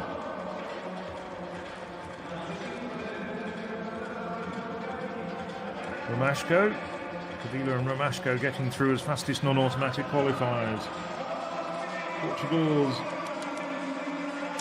Annalise Martinez in lane 3. And then Iva Svoboda running a personal best, the former European indoor champion, of 11.03 in her heat. Marie-José Talou, well, in fine form this year, has run stunning 10.78. A little bit earlier this season, ran 11.03 as well in the heat. Magdalena Stefanovic, a personal best of 11.26. Finished second behind Talou. Shannon Ray, 11.22 in her heat.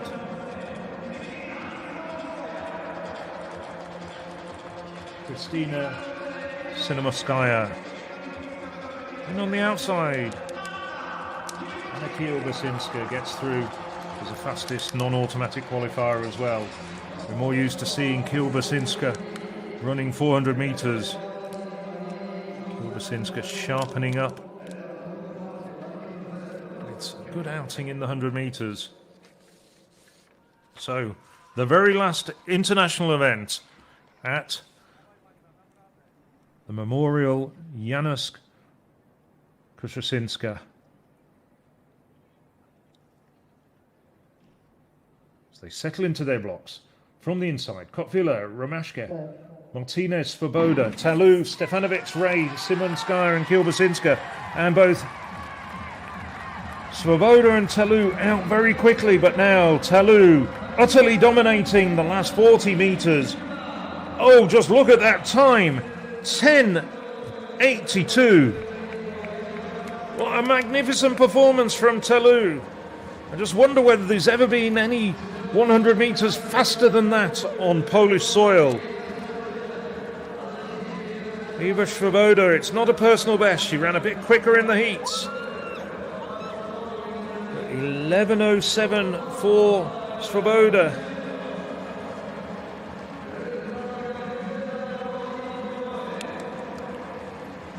And Szymanowska, after looking a bit sluggish in her heats, come through for a good third place in 11:20. But no doubting at all, that has absolutely smashed the meeting record. Telou out quickly, and her pickup was absolutely brilliant. At this stage, Swoboda's staying with her. We get to the halfway point, and then suddenly a change of gears, and Telou just flows away from the rest of the field. 11:82 for Marie-José Telou.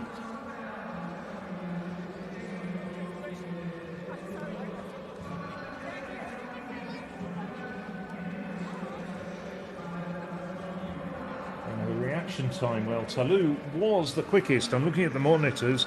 Telou had the quickest reaction time of 0.156. Swoboda quick out of her blocks and quick picking up. You can see why she's one of the top European 60 metres sprinters when we were in the indoor season, and why she took gold back in 2019. Telou, when she gets into her running, well, she's going to give everyone in the world a run for their money when we get to the World Championships, I'm sure. She's already got several World Championship medals to her name. She's never got a gold, though. Confirmed. Marie-José Telou, 10:82. Iga Swoboda, good run from her. 11:07 for the POL to take second. And Kristina Szymanowska, 11:20 in third. That's the 1, 2, 3 of the very last event from the Memorial Janusz Kusocinski.